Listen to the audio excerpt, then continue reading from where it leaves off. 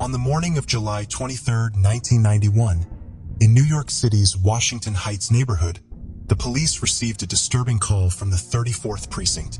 Two construction workers were fixing a road near the Henry Hudson Parkway, about 40 miles from Dickman Street in Manhattan. They smelled something bad coming from a wooded area by the road. The smell got worse and they found a blue and white cooler. Curious and concerned, they started to open the cooler's lid to see what was causing the strong smell. When they discovered a few cans of Coke, underneath those cans, there was a black plastic bag that contained what seemed like human remains. When the NYPD detectives approached the scene at first glance, they were not sure if the remains really belonged to a human. This was assumed given the fact that the place was used as an illegal dump site where people often dump their waste, along with deceased animals. However, an inspection of the garbage proved otherwise, as the skeletal remains were quickly determined to be human. Inside the garbage bag, the young female child was lying in a fetal position with her hands clasped together, bound with rope and a cord from Venetian blinds. The decomposing body was completely naked and bloated. In addition to the Coke cans, the garbage bag was also surrounded by water, which the investigators suspected to originally be ice. They estimated she had been dead 6 to 8 days before the cooler was found. They believe she was dead for a week, and the hot sunlight not only melted the ice but popped several of the cans, causing soda to leak out and destroy forensic evidence such as fingerprints and DNA. The body was then taken to the medical examiner's office for an autopsy. Although identifying the body was impossible due to the level of decomposition, the autopsy result brought out several significant details regarding the cause of death and the physical characteristics of the victim. The coroner determined that the child was either white or Hispanic and aged between 3 to 5 years. She had long, wavy dark hair which was pulled back in a ponytail. The child was also believed to be extremely malnourished, weighing only 28 pounds, which was quite low compared to children of her age. The report also indicated that the young girl had been sexually abused and died on or about July 18, 1991, as a result of asphyxiation. Without a doubt, the findings suggested that the little girl was regularly tortured before her short life came to an abrupt end. Unfortunately, no other clue was found that could lead to the identification of the poor child. Clearly, the NYPD detectives were landed with the daunting task of not only identifying the victim, but also tracking down her killer. In the neighborhood of Inwood, Manhattan, which was considered to be a place of rampant crimes, this crime stood out as a symbol of sheer brutality. In an attempt to crack this case, the NYPD detectives tried out every tactic they could possibly think of, from distributing flyers to urging the people to come forward if they had any knowledge about this Jane Doe. Police tried everything but came up empty-handed. The murder received plenty of attention from both the police department and the media back then, and investigators had every reason to believe that someone would soon come forward with information. And people did come forward. In the initial phase of the investigation, countless tips came in. That came in just 6 days after the remains were discovered. The caller, who did not identify herself, said on a Sunday in July 1991, she was going to a wedding, and from the toll booth of the Hudson, they saw a Hispanic man in fleece and a Hispanic woman in heels walking north on the parkway with a picnic cooler in their hand. The lead seemed legit but did not go anywhere. And in the end, the woman denied cooperating with the police by helping them create a sketch. There were other tips, including a young female drug addict who claimed the girl was her niece and a grieving grandmother who insisted the child was her granddaughter, both of which yielded no results. Sadly, every other lead NYPD detectives followed hit a dead end eventually. Detectives scanned through the National Missing Children databases, but nothing panned out, leaving the deceased child without a name. As the mystery deepened in the case, so did the affection of the detectives for the little Jane Doe. Since no one knew the girl's name and the cops had no way of identifying her, she was given the name Baby Hope, because by then, hope was all they had left in their attempts to solve the Jane Doe case, and they truly hoped that it wouldn't take long for justice to prevail. After a few days of investigation, an anthropologist developed an enhanced sketch based on the bone structure of Baby Hope and distributed it to the media. This was the first sketch that showed what she might have looked like, but even this effort remained fruitless. For nearly 2 years, Jane Doe's corpse remained in the NYPD morgue when detectives decided it was finally time to let her go. In those 2 years, no family members came forward to claim her, and the NYPD took the responsibility upon themselves to provide her with a proper burial with their own money.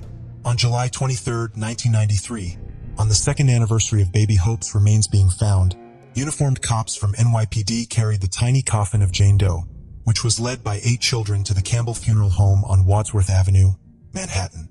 The lead detective, Jerry Giorgio, actively participated in the funeral. While his wife bought a white dress for Baby Hope to offer their affection for a stranger they only knew by death, not only the detectives, but the community also played their part. More than 500 people from the neighborhood attended the funeral while praying for justice for the little girl. She was buried at St. Raymond's Cemetery in the Bronx with the name of Baby Hope etched on her black headstone. Over the years, both the detectives from the NYPD and the people from the community periodically visited her grave and left her things in her honor. Without any solid leads to go on, the investigation into Baby Hope's case went nowhere. Although the NYPD never gave up on this case, the urgency of the case faded away underneath all the new crimes. Throughout the years, there were minor developments in the case, but it mostly remained cold. With every anniversary of Baby Hope's murder, local media in New York ran the story in hopes of refreshing the memories of a potential witness or spreading awareness of this horrific crime. The efforts always fell short and the case remained cold. By 2000, there were many new technologies and forensic profile developments that were introduced into the criminal system which were not available back in the 90s. Seeing that the technologies were proving to be helpful in other cold cases, the NYPD attempted to utilize these techniques in an attempt to build a forensic DNA profile on Baby Hope and run it through all missing children's databases. But that effort remained unsuccessful. As technology continued to progress, Baby Hope's body was exhumed for DNA tests 2 times in the span of 4 years, the first one in 2006 and the second one in 2011. None of them proved to be significant, as detectives were still not able to unveil the mystery of Baby Hope's identity. With encouragement from the public, the NYPD reopened the case in 2013. In July of the same year, on the occasion of the 22nd anniversary of the discovery of Baby Hope, the NYPD tried another round of publicity on the case.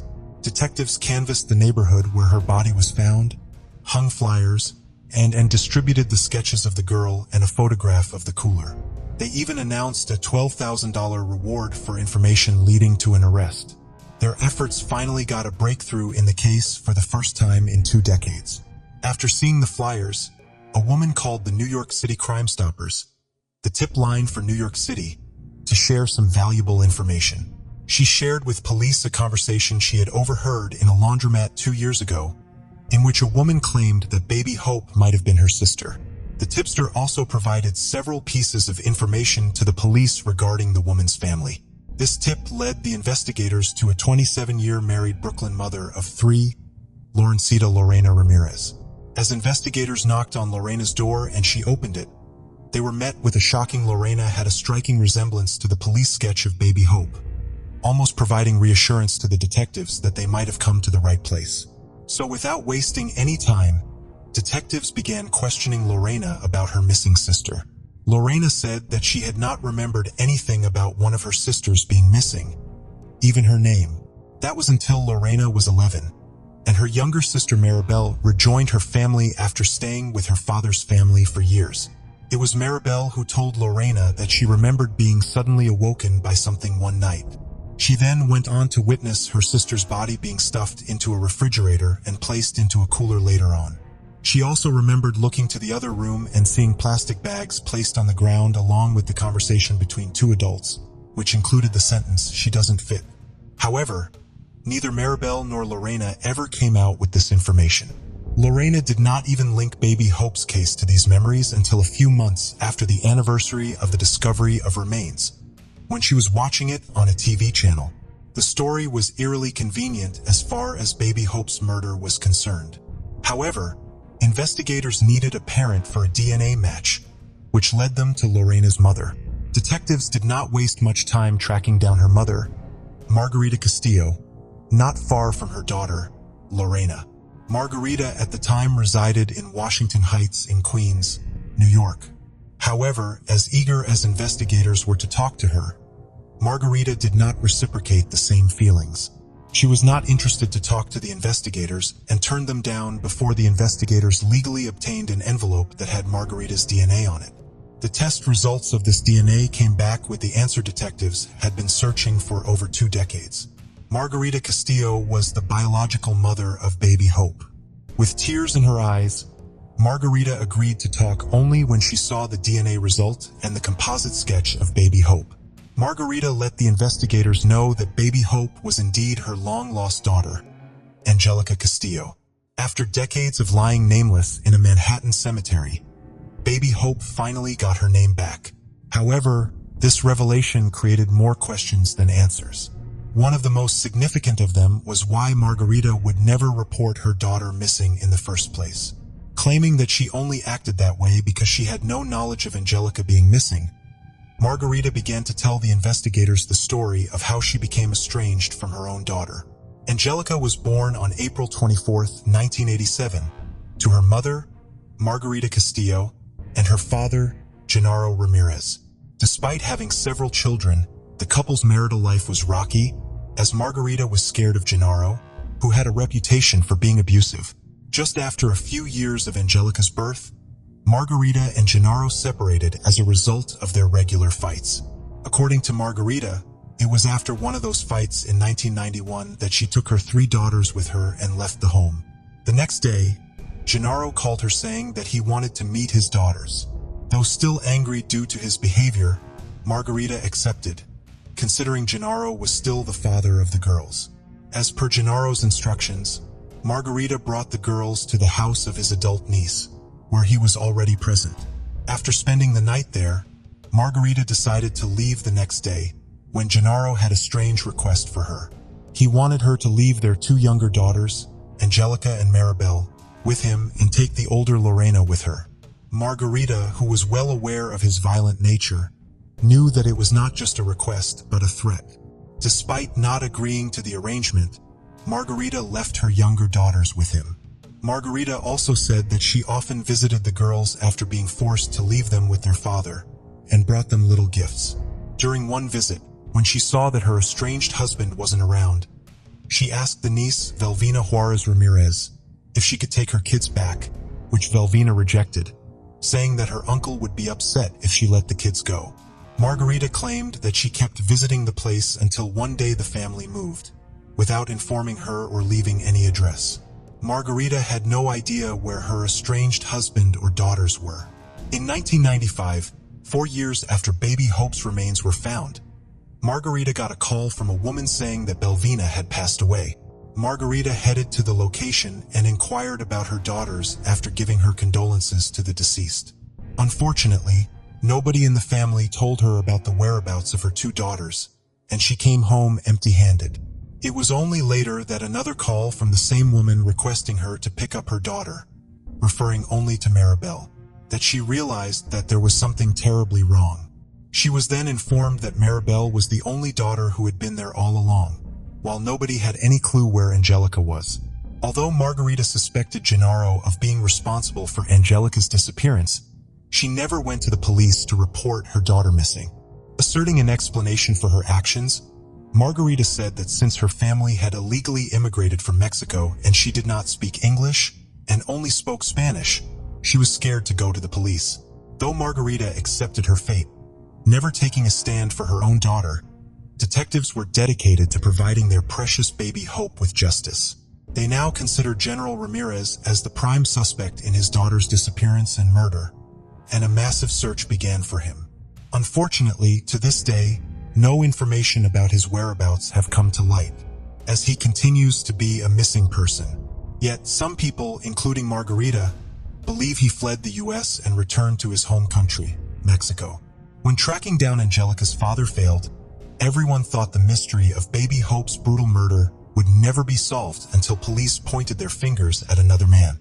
The man was none other than Angelica's own cousin on her father's side and Belvina's brother, then 30-year-old Conrado Juarez Ramirez. Juarez was a regular visitor of the home where Angelica and Maribel were living under the care of Belvina and 5 other relatives in an apartment in Astoria, Queens. Juarez had a long criminal history comprising different kinds of crime, including sexual assault. Surprisingly, his family still let him hang around the children. Based on past records, NYPD detectives wanted to zero in on this guy and went looking for him. They waited in front of the Manhattan restaurant where he worked as a dishwasher and later brought him in for questioning. Although he was asked questions regarding Angelica's disappearance, detectives still suspected Angelica's father to be the one responsible until Juarez dropped a bombshell. After initially denying it a few hours into the questioning, 52-year-old Juarez began confessing to the murder. He revealed that in July 1991, he was visiting his sister, Belvina, in her Queens apartment, when one night he came back to find 4-year-old Angelica in the hallway in the middle of the night. Angelica was seemingly looking to go to the bathroom when Juarez took her by the hand into his room and she went with him. At some point, Juarez claimed that alcohol made him lose control and he tried to sexually molest her, and she started screaming. To keep her quiet, Juarez bound the little girl to the table, which was often done to her to stop her from getting food or water. He claimed that he did not intend to harm her and only suffocated her to stop her from crying. He then took a pillow and suffocated her until she went motionless. After he was done, he summoned his sister Belvina, who was in another room. Shocked by the incident, she began yelling at him, before quickly deciding they had to get rid of the body instead of notifying the police. Juarez claimed that it was Belvina who gave him a cooler that was in the garage and had a conversation about how they would fit the girl inside it. The very conversation Maribel had heard that night and later revealed to her sister. After binding Angelica's hands and feet, Juarez stuffed the lifeless body inside the cooler, almost in half, and placed Coke cans over it so that it wouldn't look suspicious. The pair then hailed a cab from Astoria to Washington Heights and disposed of the cooler in the wooded area where it was later discovered. Eerily, Juarez's confession perfectly aligned with the tip where a woman saw a Hispanic man and a Hispanic woman carrying a cooler a few days before the discovery, suggesting it was legit all along. Hoping that the remains would never be discovered, the pair parted their separate ways, never to talk about this again. In 1995, Belvina died, taking the disturbing secret to her grave, while Juarez went on with his life as if nothing happened. In this interview with police, Juarez also revealed that Angelica was mistreated and tortured at the hands of Belvina and her family on a regular basis for the last 2 years of her life. From starving to being harshly punished, the little girl went through an unspeakable amount of suffering in her already short life. It was finally time for her to get justice as investigators took Juarez into their custody and charged him with first-degree murder. Police would later learn that at one time when Margarita demanded that Juarez let her see her girls, Juarez responded by saying that when he returned from Mexico, there was only one girl and that the other girl was dead. Detectives who had held baby Hope close to their hearts all those years were disgusted by the fact that even after that, or looked for her daughter. When the mother was asked in an interview what she would say to her dead daughter, she replied, "I would ask her to forgive me, that I wish I could have stopped him before he could hurt her." Unfortunately, after initially confessing to Angelica's murder, Conrado Juarez Ramirez recanted his words. This time, he claimed that his sister, Belvina, called him on a cell phone one night in July 1991, describing that Angelica had fallen down the stairs and she needed his help to dispose of her body. He then admitted that he helped her bind the child's body. Then he and Belvina drove to the Henry Hudson Parkway where they dumped her body. After the recantation, prosecutors were having a hard time building a case against him. They were worried due to no forensic evidence linking Juarez to the murder. After Belvina's death, there was no potential witness either. While the investigators persisted that he described many things that only a killer would know, the defense focused more on the forensic evidence. Eventually, the case would come to conclusion after 22 years of a long battle, but not in a way anybody would have wanted. While in jail in 2018, 52-year-old Conrado Juarez Ramirez passed away after falling ill, pending his trial in Manhattan Supreme Court the following year. The case was officially closed after the only suspect was killed. As for Angelica's father, investigators concluded that although he might have other potential victims of his own, he was most likely unaware of his daughter's fate once he left home and never came back. There is no doubt that this poor 4-year-old girl had been through a lot before tragically being murdered and left to rot. Yet, it's amazing to see strangers pouring out their love for her while her own family failed and betrayed her. We can only hope that the little one could rest in peace with her name on her gravestone after 2 decades. Do you think that her death could have been prevented if her mother intervened? What do you think about it? Tell us your thoughts in comments below. Let's continue. Before we proceed, I've got an exciting surprise for you. We've launched a brand new channel dedicated to intriguing content such as old historical mysteries, cold cases, and particularly chilling horror stories perfect for bedtime. Drop a comment letting us know if you're a fan of horror stories or not. You can find the link in the description below. Let's find out who will be the first to explore it. Alright, let's dive back into the video. Rick Hazelton grew up on May Street in Glens Falls, New York. In October 1986, at 23 years old, he decided to move to New York City to pursue a career in music. His relationships with family were strained, and many of his childhood friends had moved away or started their own families. They were excited for Rick's new adventure, but became worried when he didn't keep in touch after leaving. Despite their efforts, they couldn't find any trace of Rick in the years that followed his departure from Glens Falls. Several years after Rick disappeared, his family had him declared legally dead. Brian Pinchin had been Rick's best friend. The two had been inseparable, spending every day together. And Brian considered Rick his brother, rather than simply a friend. Brian went on to become a police officer in Fort Edward, New York, and retired after 25 years of service. Over the years, he would lie awake at night, thinking about Rick, haunted by the thought of never knowing what had happened to his childhood friend. He spent years working on the case in his spare time. He decided to dedicate the extra time his retirement freed up to further working on his investigation and learning what had become of Rick Hazelton. Brian looked up records and scoured databases of unidentified remains. He eventually got in contact with a detective in Nashville, Tennessee, when he found a sketch of a man he thought could have been Rick. It would be this relationship that would finally get Brian answers about what happened to Rick after he left Glens Falls. Rick did not die as his friends, family, and the courts believed. Rick had spent several months in Miami. While he was there, he saw an ad in a newspaper for cheap airfare and spent $80 on a ticket to Denver. From there, he hitchhiked to western Colorado, where he met the woman who would eventually become his wife. The couple had 2 children. In 2001, Rick and his family moved to Oregon to be closer to his wife's family. Rick never contacted anyone back in his hometown because he did not believe anyone would want him to. "I didn't think anybody really cared, so I just made my own life and did it," he would eventually tell reporters. He did not know how wrong he was, or how many of his friends had looked for him over the years.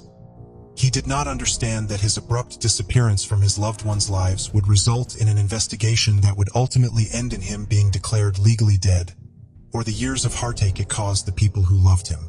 That finally changed in August of 2019, when a missing persons case was opened in Nashville. Based on Brian's theory that Rick may have died there, Rick received a letter in the mail informing him that he was being investigated as a missing person. He at first thought the letter was a mistake, but then learned that there were still people back in Glens Falls who cared about him. Rick and Brian were able to exchange letters and then speak on the phone. Rick was able to save up enough money to travel back to New York State in November of 2019. He planned to spend several weeks with the various friends and family members he had not spoken with in 33 years, and then celebrate Thanksgiving with them.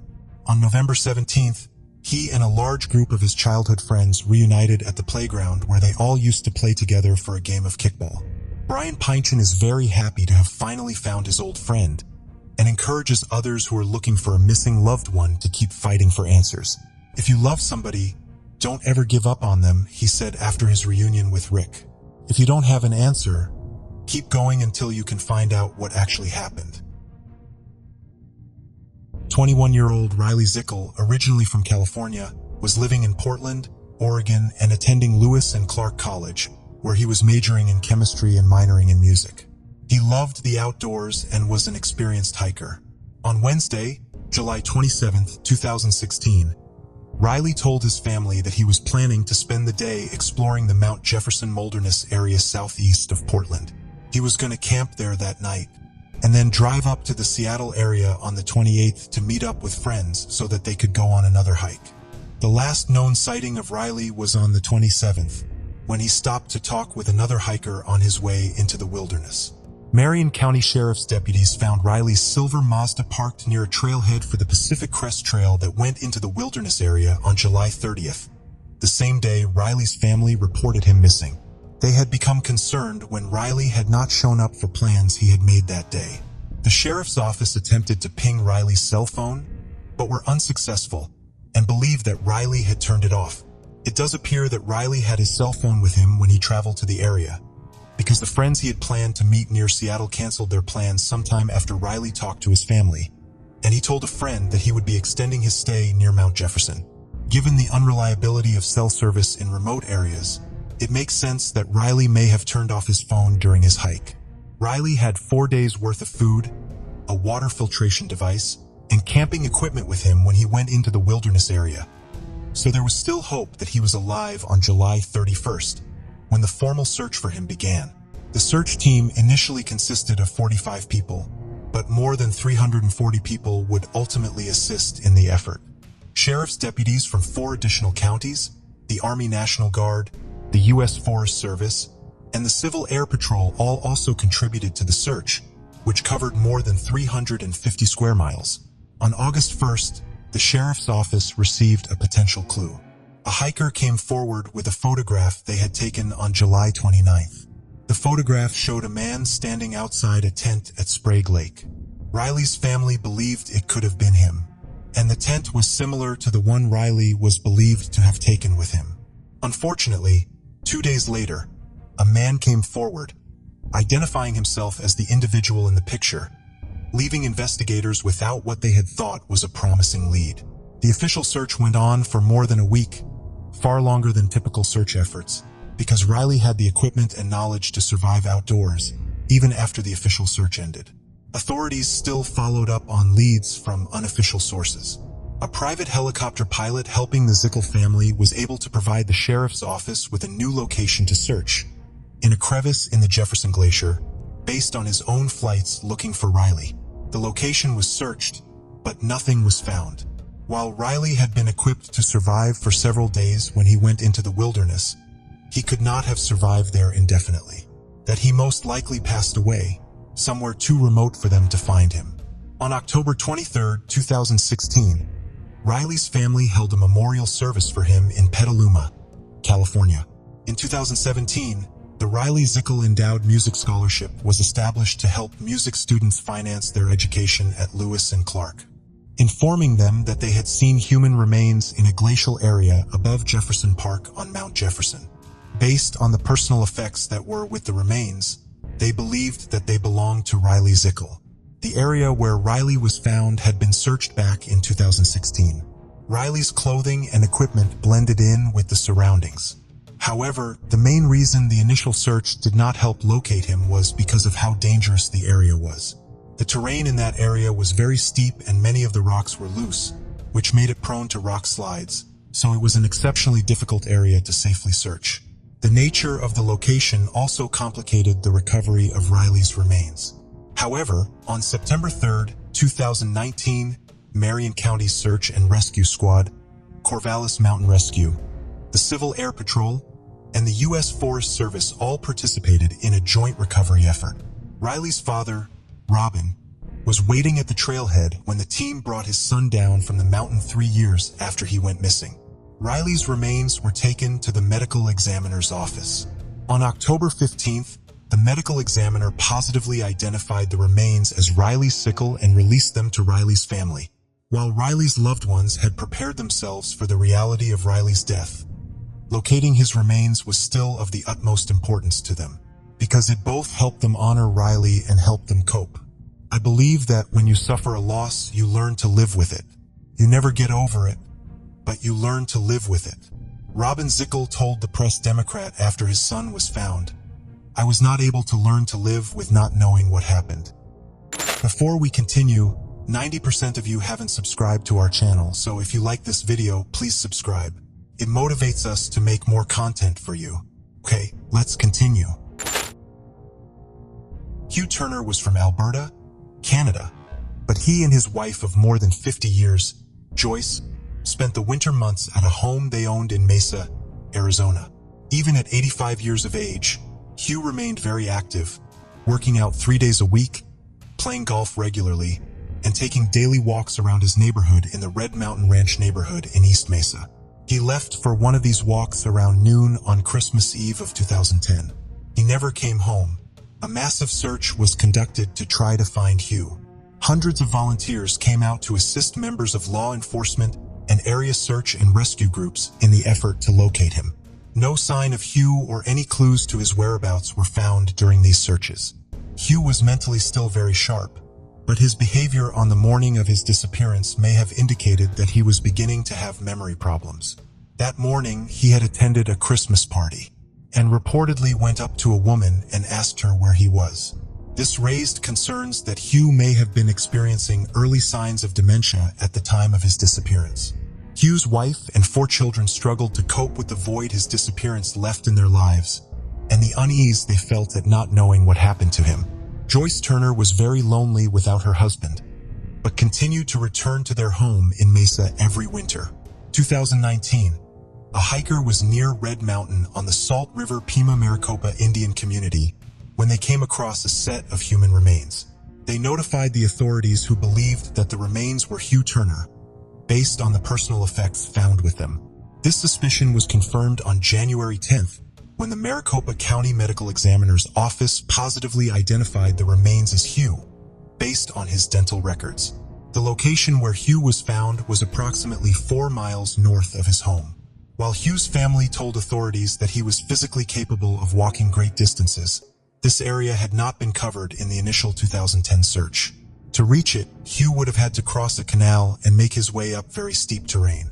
The report from the medical examiner's office did not list a cause of death, but police do not suspect foul play in the case.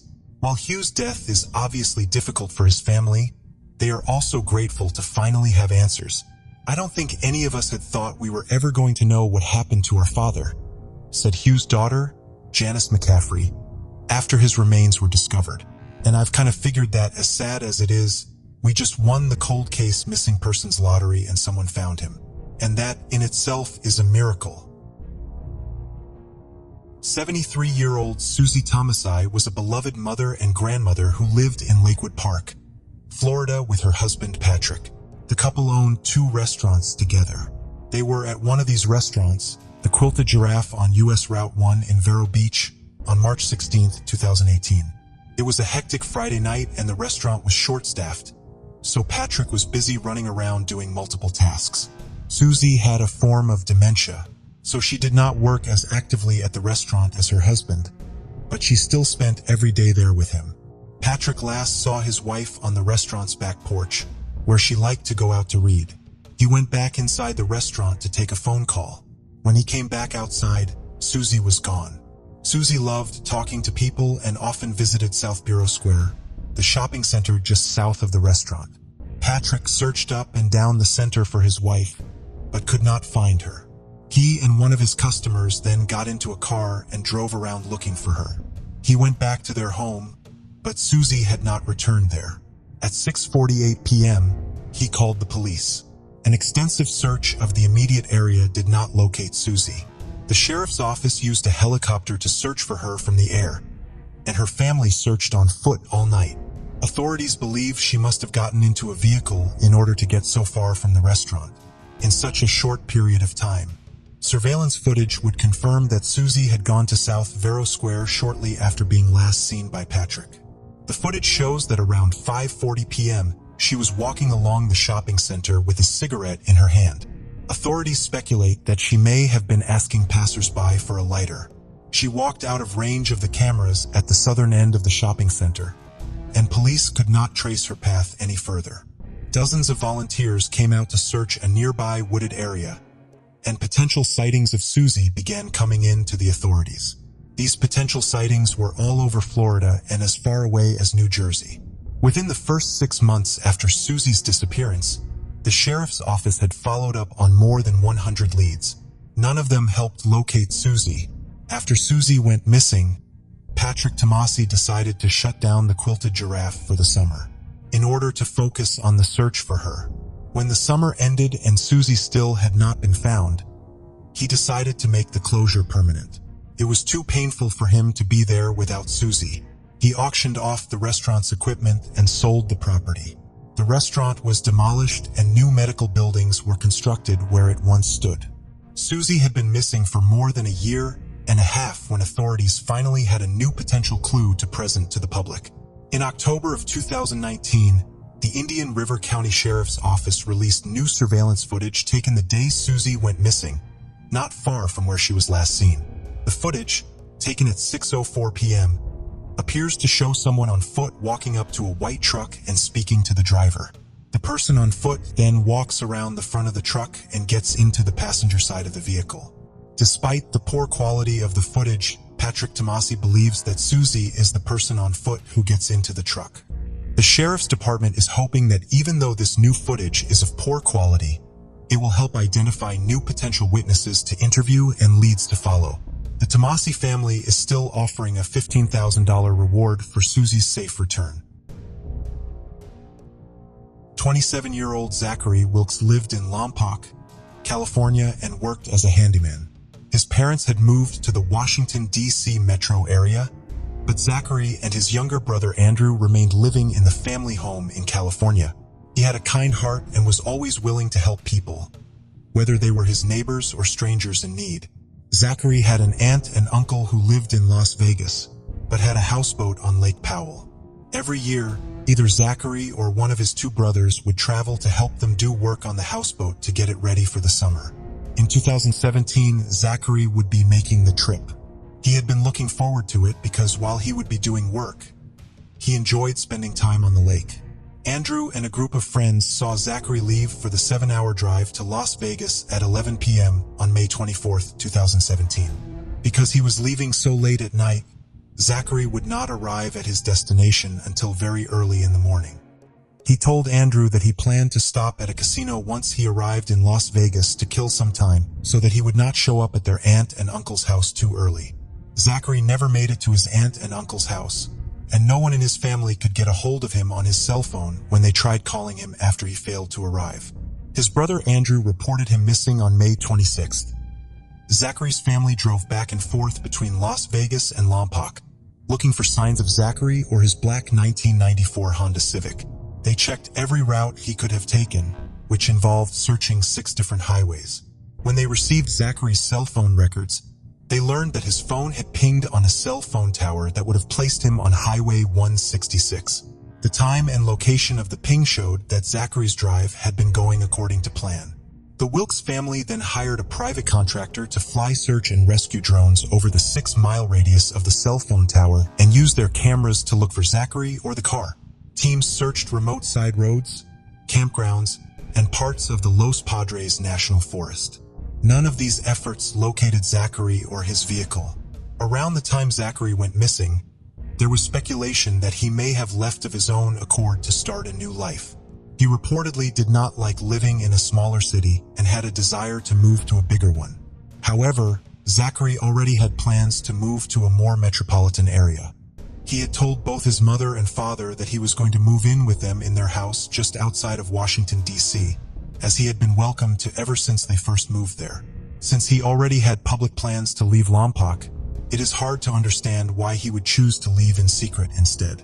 Furthermore, it does not seem possible that Zachary could have funded such a move, as he left all of his money in his bank account and has not accessed any of his financial accounts since he was last seen. The mystery of Zachary's disappearance appeared to be solved in 2019. On October 25th, his Honda Civic was found upside down in a culvert off of Highway 166. According to the Lompoc police, the vehicle was involved in a traffic collision causing and ended up in the dense brush off the side of the roadway. Based on the amount and type of damage, they believe that the car was in motion at the time of the accident. Police believe that the car had been in the culvert since around the time Zachary went missing, and that there were no other vehicles involved in the accident. The car is still being examined for signs of mechanical failure that may have contributed to the crash. However, Zachary's remains were not in the car. Multiple agencies searched the area again in hopes of finding them, but were unsuccessful. While the discovery of the car provides new information about the case, it also adds to the mystery of it. Zachary's family is still hoping for answers in his disappearance, and that locating his vehicle will help provide them. On January 18, 1971, 19-year-old Christine Christie Easton called her friend Sandy and asked her to go shopping with her. Sandy said yes, and Christie picked her up in a blue 1969 Ford Maverick. The car belonged to Christie's ex-boyfriend, who had agreed to let her borrow it. Christie and Sandy went to a Mervyn's department store, where Christie bought a pair of boots she had been saving up for. Christie made a quick trip back to her own house in Hayward, California to take a shower. She then went out again to go to Charlie's Car Wash on Mission Boulevard. In exchange for borrowing the car, Christie had promised her ex-boyfriend that she would wash it before coming to pick him up at the Jack in the Box restaurant where he worked at the end of his shift. Christie never arrived at the restaurant as planned, however. Her ex-boyfriend called her family home to see if anyone knew where she was. Her family knew that Christie had left to meet him, and that something must have happened to her if she did not arrive at her intended destination. They went out to begin searching for her. In the early morning of January 19th, they found the Maverick Christie had been driving at the car wash, parked near the vacuums. Christie was not with the vehicle. Her scarf and purse were left on the front seat, and papers that had been inside the car were scattered on the ground. These papers gave rise to conflicting theories about Christie's disappearance. At first glance, they seemed to be a sign of a struggle. However, at least one of the original police officers from the case believed that the papers had been scattered on purpose to make it appear as though there had been a struggle. Because of her age, police originally believed that Christie had run off on her own accord. Her family was positive that they were wrong. On a pragmatic level, all of Christie's belongings were left either in the car or at her home.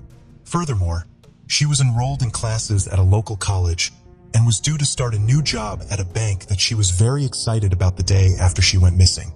They also believed that running away was not in line with Christie's personality or past behavior.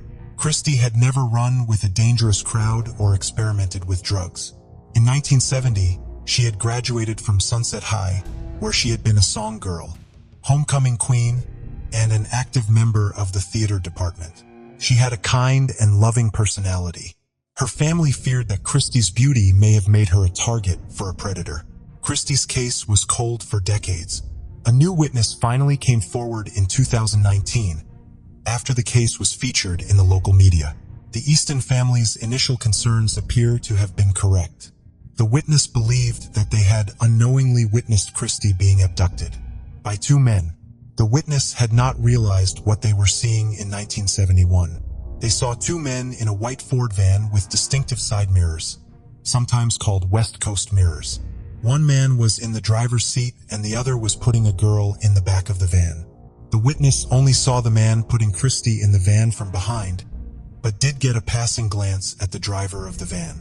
Police released a sketch of the van's driver, created with the help of the new witness. They hope that the sketch will help finally get answers in what is the oldest missing persons case in Hayward. Even though it has been nearly 50 years since Christie went missing, there is still a $50,000 reward for information in Christie's case. Virginia was born in 1926 to Helen and Thomas Hannon in Malden, Massachusetts. She was the oldest of four siblings, with two brothers, Paul and Thomas, and a sister named Barbara.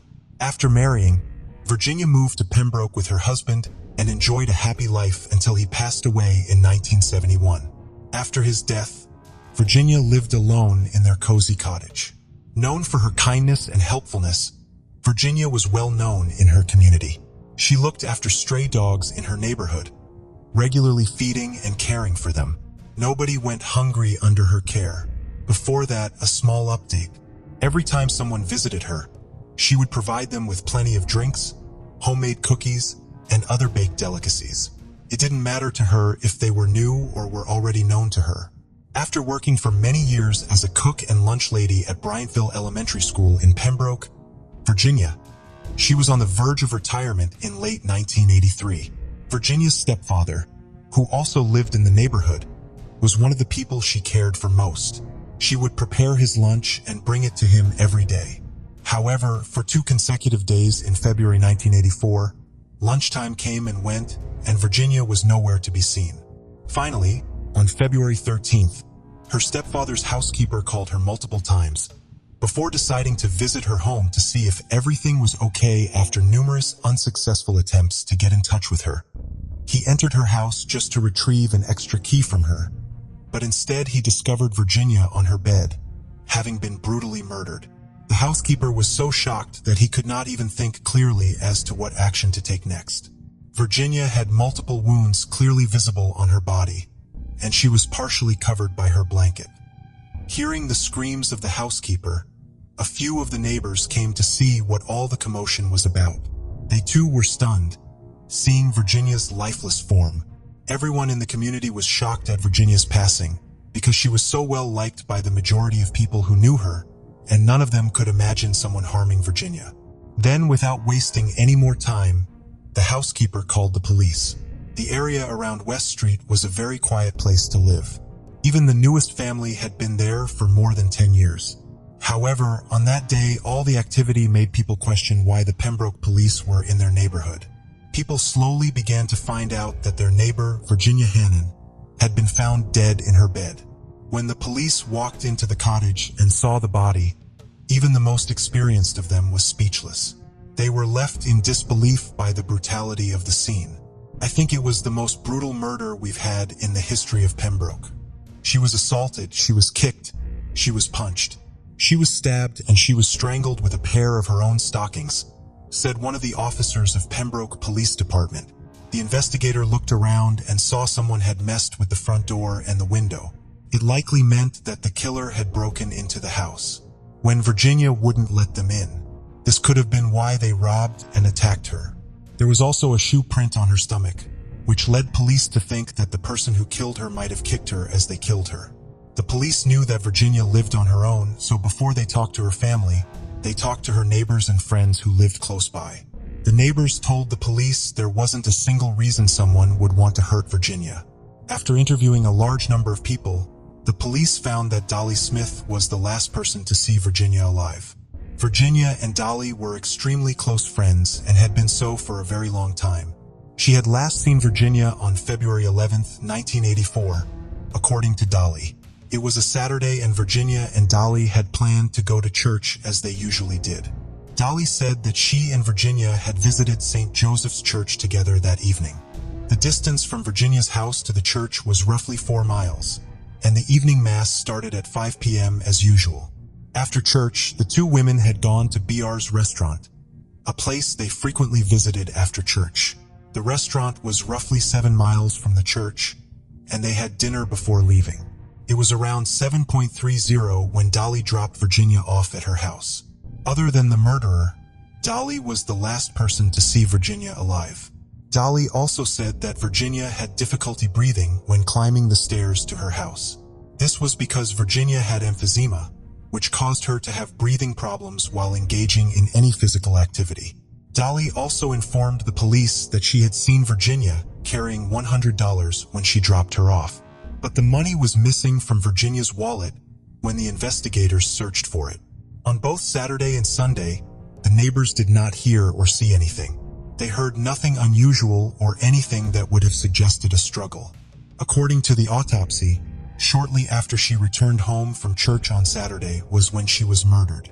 As the police continued their investigations, they learned about Virginia's aunt, who had lived in California before she passed away. When she died, she had left a huge sum of $380,000 to Virginia. Virginia was considering taking an early retirement from her position as the elementary school's cook and lunch lady after receiving this inheritance. Virginia never showed off her newfound wealth, although she did tell a few people about it, according to her nephew. She was not embarrassed to talk about the money her wealthy aunt had left her as an inheritance. She was a very honest person and would answer questions from anyone. She was the kind of person who would chat with total strangers and share details about her life.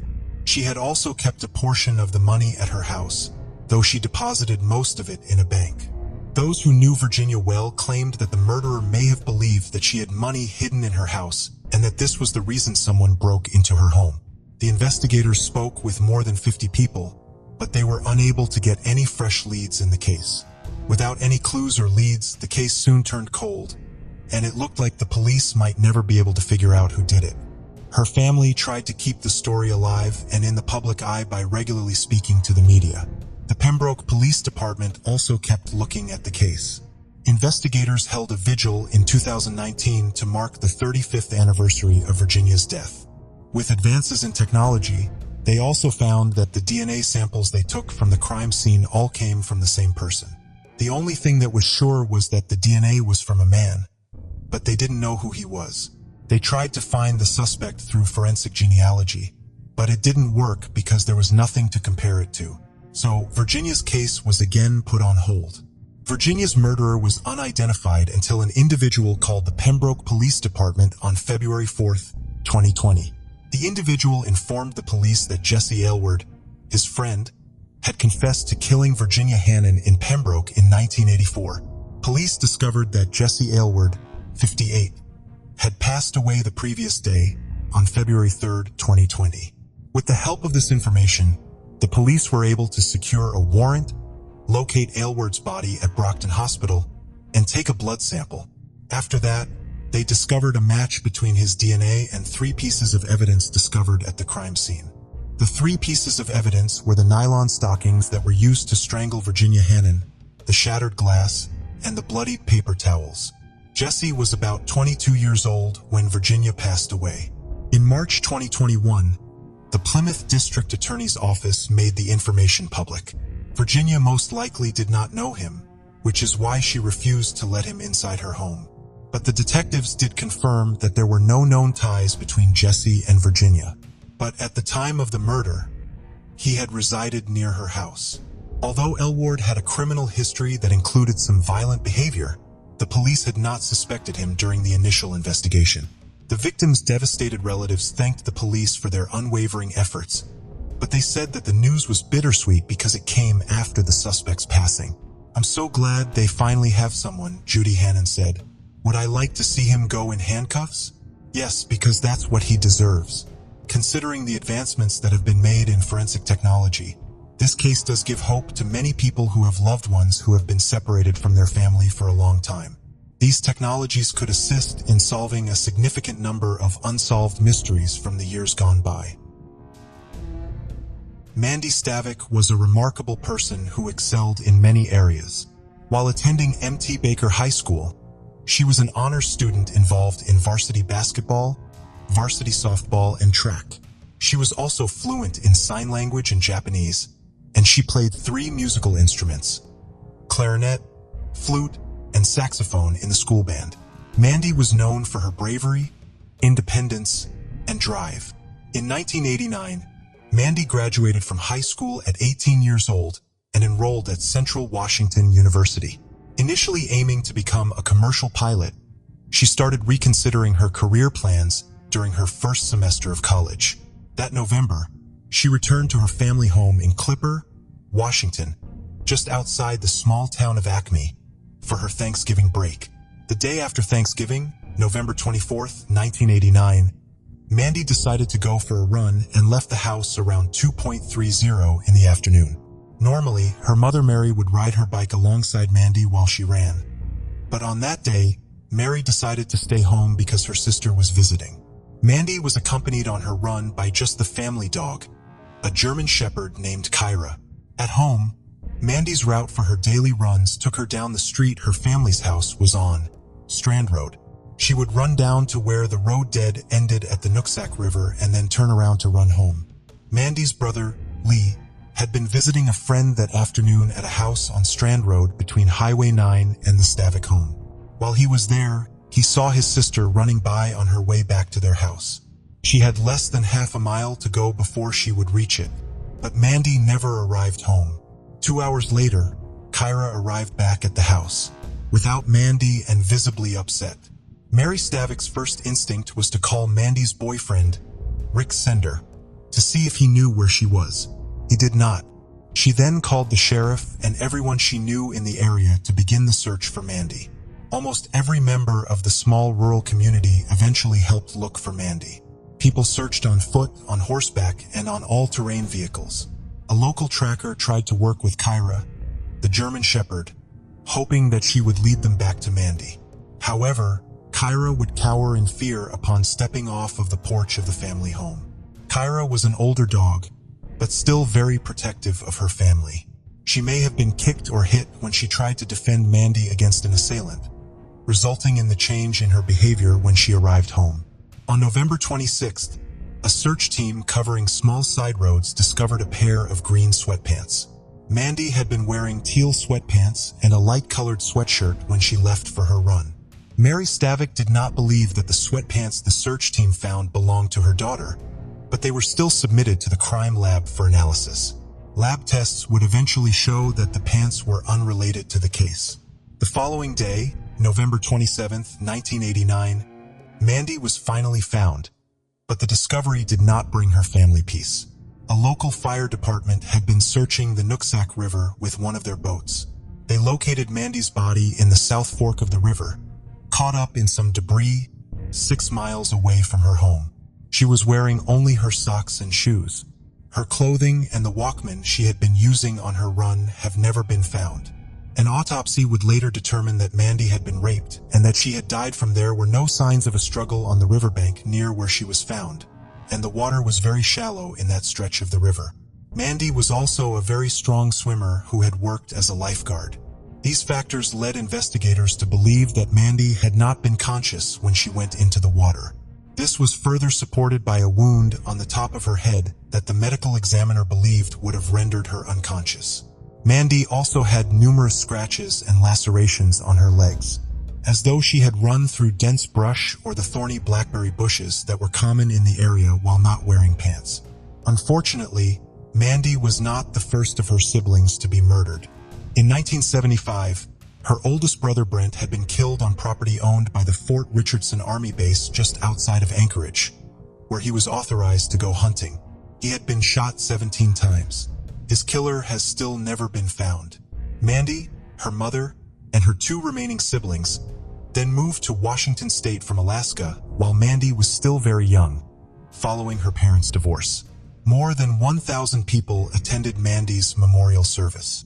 There was not a church in the area large enough to hold that many people, so the service was held at the high school Mandy had graduated from just a few months before. The obvious first suspect in the case was Mandy's boyfriend, Rick. The couple had been dating for 3.5 years, but the relationship was on and off for some of that time. However, Rick was eager to cooperate with police, who described him as being extremely forthcoming when he gave his statement to them. He was eventually cleared of any involvement in the case. In 1989, DNA testing was still a relatively new technique, especially in the criminal justice field. Luckily for the Stavik family, Ron Peterson of the Whatcom County Sheriff's Office had just returned from a training at the FBI Academy in Quantico, Virginia, about how DNA could be used by law enforcement. Most state and local crime labs were not equipped to identify and sequence DNA evidence, but the FBI's lab was. Samples from Mandy's body were sent to the FBI lab, and they were able to isolate Mandy's DNA sequence and that of an unknown male.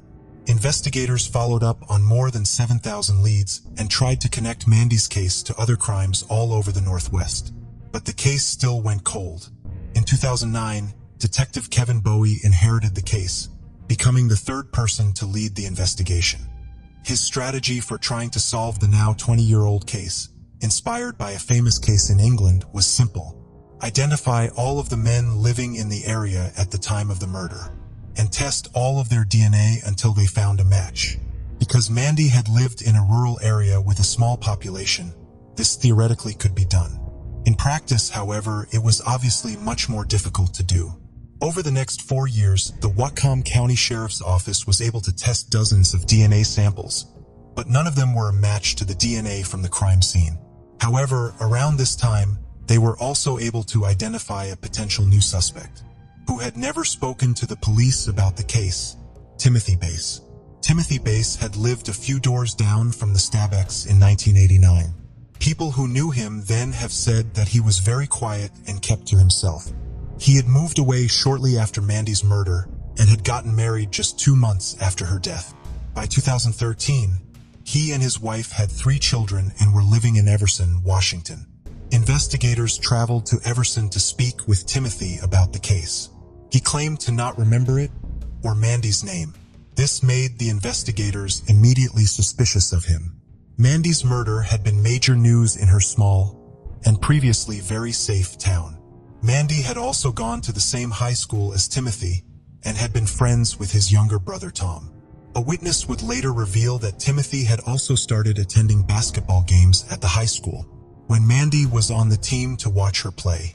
Mandy also ran past his house almost every single day when she was not at college. Timothy refused to provide a voluntary DNA sample. Police, however, still wanted to compare Timothy Bass's DNA to the DNA from the crime scene, so they went to his employer to ask for help. Timothy worked as a local delivery driver for the France bakery outlet. Investigators met with Kim Wagner, who managed the outlet.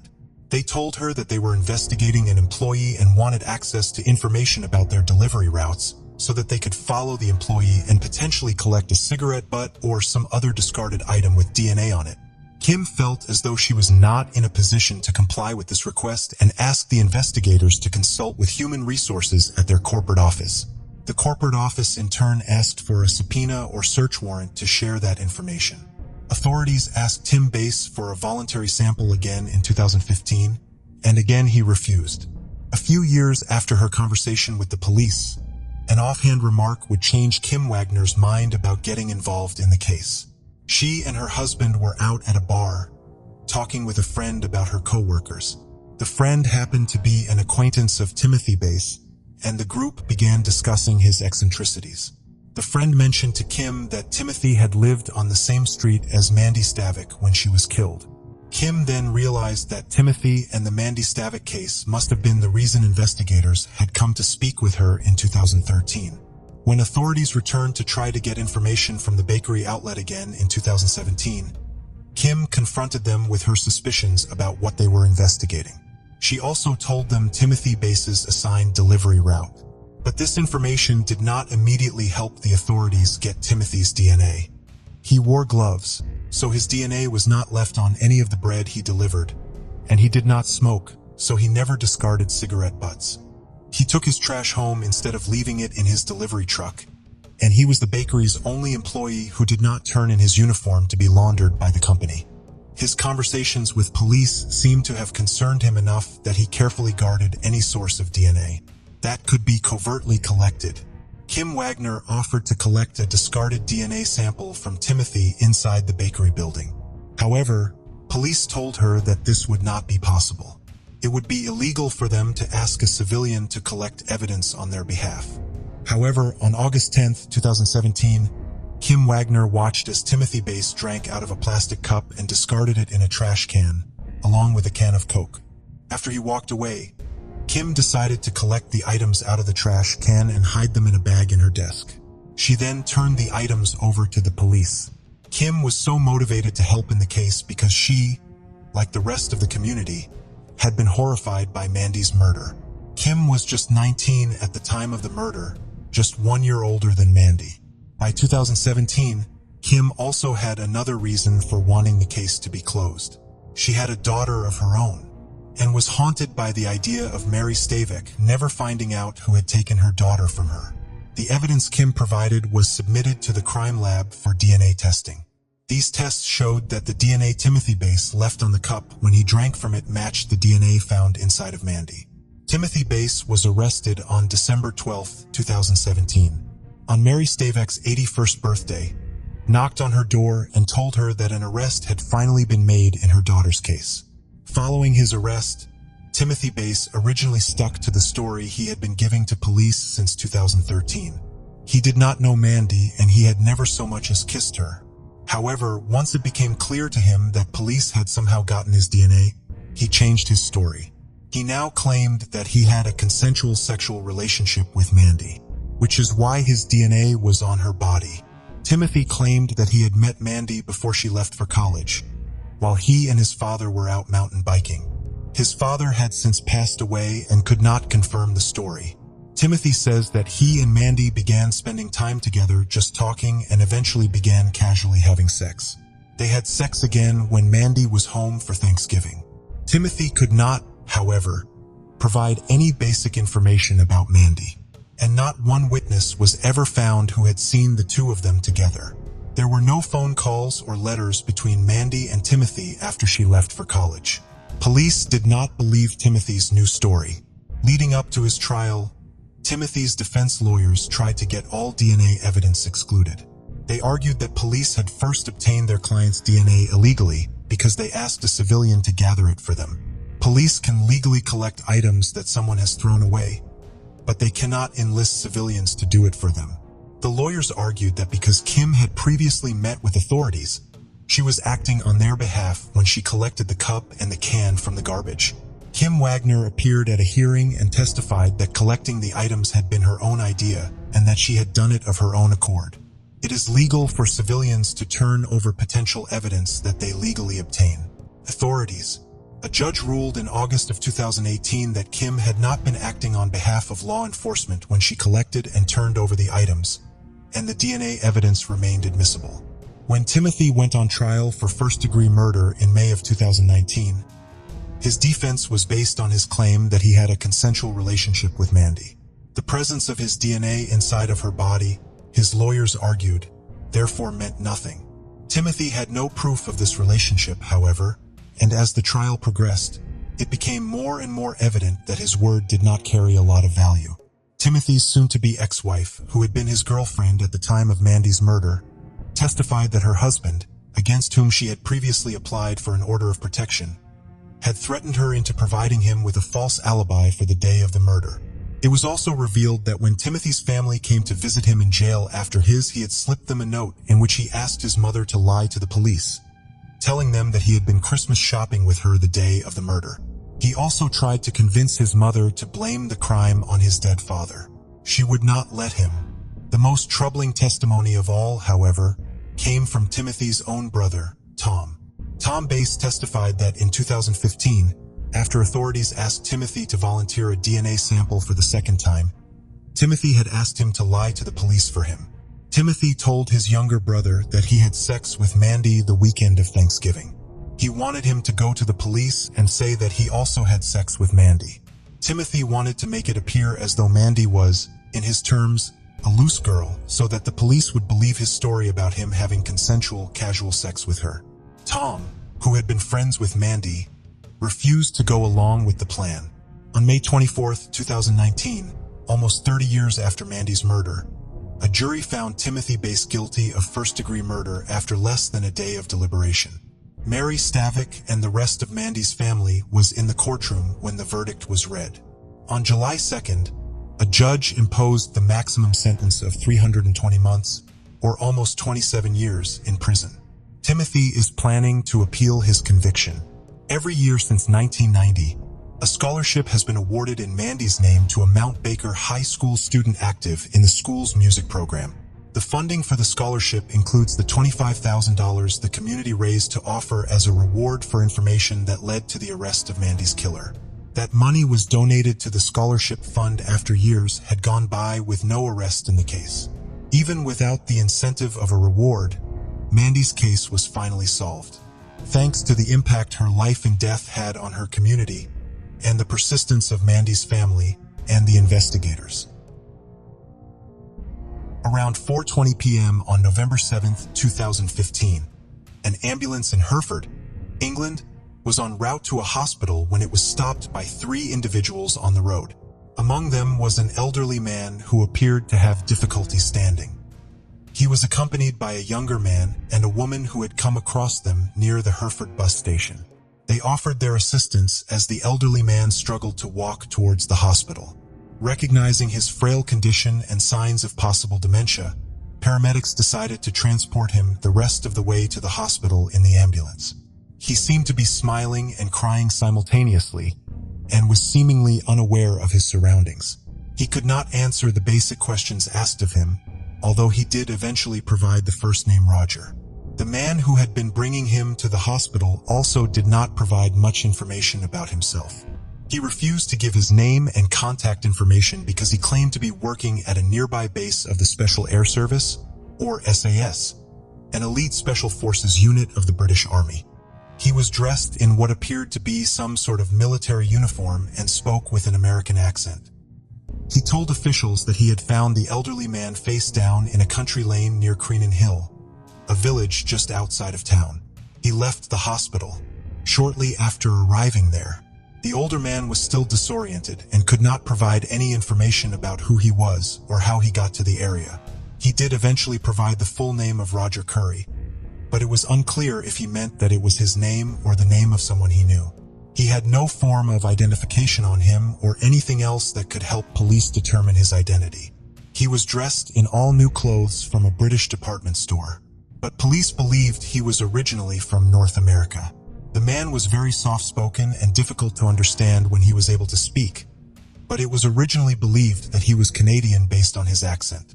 A linguistics expert was eventually brought in to evaluate his accent, and they believed the man to be from the United States. The West Mercia police initially assumed that the man, who may or may not have been named Roger, would be identified quickly. When his worried family reported him missing, that report never came. Police looked into missing persons reports from all over the UK, as well as in Canada and the United States. They checked CCTV footage from the area, but found nothing to help their investigation. They took the man's fingerprints and DNA, but found no matches in any database, with no one looking for a man who clearly required close supervision. Doctors and police began to fear that he had been intentionally abandoned by his family. Authorities then appealed to the public to help identify the man, who would eventually become widely known as the Creenan Hill Man because of the location where he was allegedly found. The story was featured on local television and in newspapers, and eventually his story spread widely through social media. When none of these efforts resulted in an identification, the Creenan Hill Man was moved to Creenan Hill Court, a local care home that specializes in caring for dementia patients. He lived a peaceful life there, and the staff adored him. Their only complaint about him was that he would take more than his share of chocolate muffins. In 2016, still with no idea who the Creenan Hill Man was, authorities decided to launch another media campaign. The story was covered by the BBC and Sky News, reaching more people and garnering much more interest from the public. After seeing the story on the news, Rebecca Reese, the woman who had helped get the man to the hospital, came forward. Police briefly investigated her, thinking perhaps the Creenan Hill Man might have been Rebecca's husband, but she was soon clear of suspicion. The case of the Creenan Hill Man became a popular mystery online, with amateur sleuths from all around the world discussing it through social media. One such sleuth posted on the BBC West Midlands Facebook page, with an image from a 1958 high school yearbook. The yearbook was from Edmonds High School just outside of Seattle, Washington, and the image was of 18-year-old Earl Roger Curry, who looked similar to the Creenan Hill Man and would be approximately the same age as he was believed to be. A reporter named Dara McIntyre was working on a documentary about missing people when he happened upon the case of the Creenan Hill Man and had the chance to meet him. He decided to travel to Washington State to follow up on the lead that had been posted on Facebook and would ultimately confirm the identity of the Creenan Hill Man. After graduating high school, Earl Roger Curry, who went by his middle name, served in the United States Air Force. He married a woman named Mary Jo, and the couple had 2 children. After leaving the Air Force, he worked as a nurse for Kaiser Permanente. He and his family lived in Whittier, California, a suburb of Los Angeles. Dara McIntyre traveled to Whittier and was able to speak to some of Roger Curry's neighbors. When they were shown pictures of the Creenan Hill Man, they confirmed that he was their former neighbor.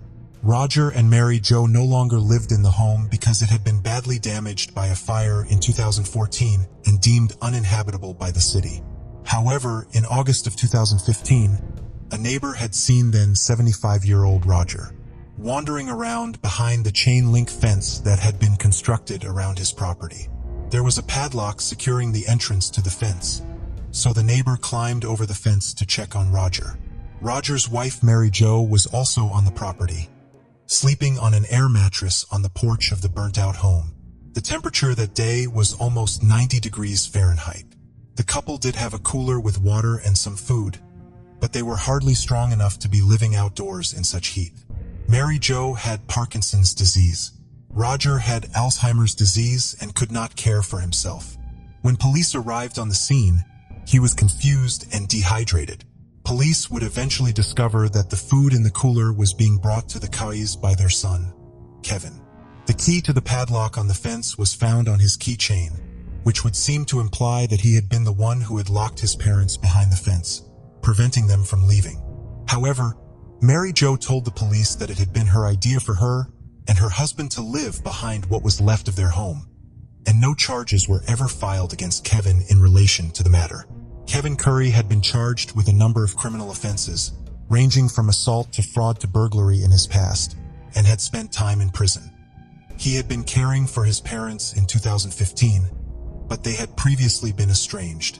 In 2000, Roger Curry was granted a restraining order against his son after Kevin tried to strangle him, pushed him against a wall, and made several threats against him. According to neighbors, he still did not treat his parents well after he came back into their lives, as they could routinely hear him yelling and making loud noises in his parents' home. The circumstances of how Roger Curry arrived in the United Kingdom did not begin becoming clear to the police until March of 2016, when they finally heard from the mystery man, who had been trying to walk Roger to the hospital in Hereford. 50-year-old Simon Hayes called in to identify himself and provided an account very similar to the one he had given to the paramedics, who brought Roger to the hospital in 2015. Simon claimed that he had been a member of the Special Boat Service of the Royal Navy, attending a course at the SAS base in Hereford, when he and a Canadian Army serviceman found Roger face down in a country road. He told authorities that he was now living in Los Angeles, but was currently in the UK visiting family. After Simon provided a formal statement, authorities followed up on his account and went to speak with his father, Ken, in April of 2016. Ken informed them that his son was not visiting, he was living with him. He had previously lived in Los Angeles, but had been deported back to the UK in 2013. He also told them that Simon knew both Kevin and Roger Curry. Simon Hayes had moved to Los Angeles in 2003 to begin an American branch of his motorsport coaching business. He met Kevin Curry through a mutual friend, and the two men bonded over a shared interest in Area 51.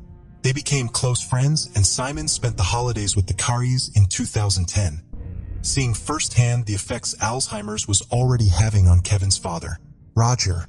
Simon was deported in January of 2013, following an arrest for drunk driving. According to Simon, he was deported because his cellmate started a fight with him, and he was blamed for it. According to U.S. Immigration and Customs Enforcement, he was deported because he had been in the country for 6 years on a 90-day visa waiver program. Upon his return to the United Kingdom, Simon immediately began applying for a visa to return to the United States. He supported his applications with a fraudulent reference. He claimed to be from a British major general that detailed a glorious military career that he did not ever have. All of his applications were denied. Simon and Kevin did remain in contact after Simon left the United States. Confronted by authorities with the fact that he knew the Curry family, Simon changed his story. He now admitted that his friend Kevin had called him to tell him that his family was about to take a European vacation, and that he wanted to stop in the UK to see him. Prior to his trip, Kevin said that he would be putting his parents in a nursing home for the time he would be out of the country. Simon claims that he was therefore surprised to see Mary Jo and Roger, who was so weak that he had to be brought out in a wheelchair when he met the family at Gatwick Airport. Simon denied that there was ever any plan to abandon Roger. Instead, Kevin asked Simon to help him get his father admitted to a hospital because he was sick. Simon agreed, and Kevin rented a car for him to use for the task. Prior to their departure, Kevin had borrowed Simon's credit card to do some shopping, which may have been when he purchased the new British clothes Roger was found wearing. Simon and Roger then drove 150 miles to Hereford, where Simon put on a fake uniform and American accent. There are several details about Simon's story and the actual events that call his claims of innocence into question. There were 2 hospitals within 6 miles of the hotel where the Currys were staying. Instead of simply bringing Roger to one of these hospitals, Simon drove 150 miles, presumably passing more hospitals along the way, to bring him to the hospital in Hereford. This decision does not make it appear as though his main motivation was Roger's health, nor does the fact that he made the frail older man, who could barely stand, try to walk to the hospital from the bus station. Simon was provided with a vehicle and did drive to the area, but for some reason would not drive all the way to the hospital to drop off Roger, instead trying to get him to attempt to make the last part of the unnecessarily long trip on foot. Simon also lied both about who he was and how he came to be with Roger in Hereford. While the fake persona of an American soldier and the made-up story about training at his dishonesty with the hospital staff, and later the police, kept them from identifying Roger for months, when he could have provided them with that information from the start. In a 2019 interview, Roger would explain his deception by essentially admitting that the plan was to abandon Roger, but just temporarily. He says that he did not want anyone to be able to identify Roger because he wanted the rest of the Curry family to have a break from caring for him for at least a week.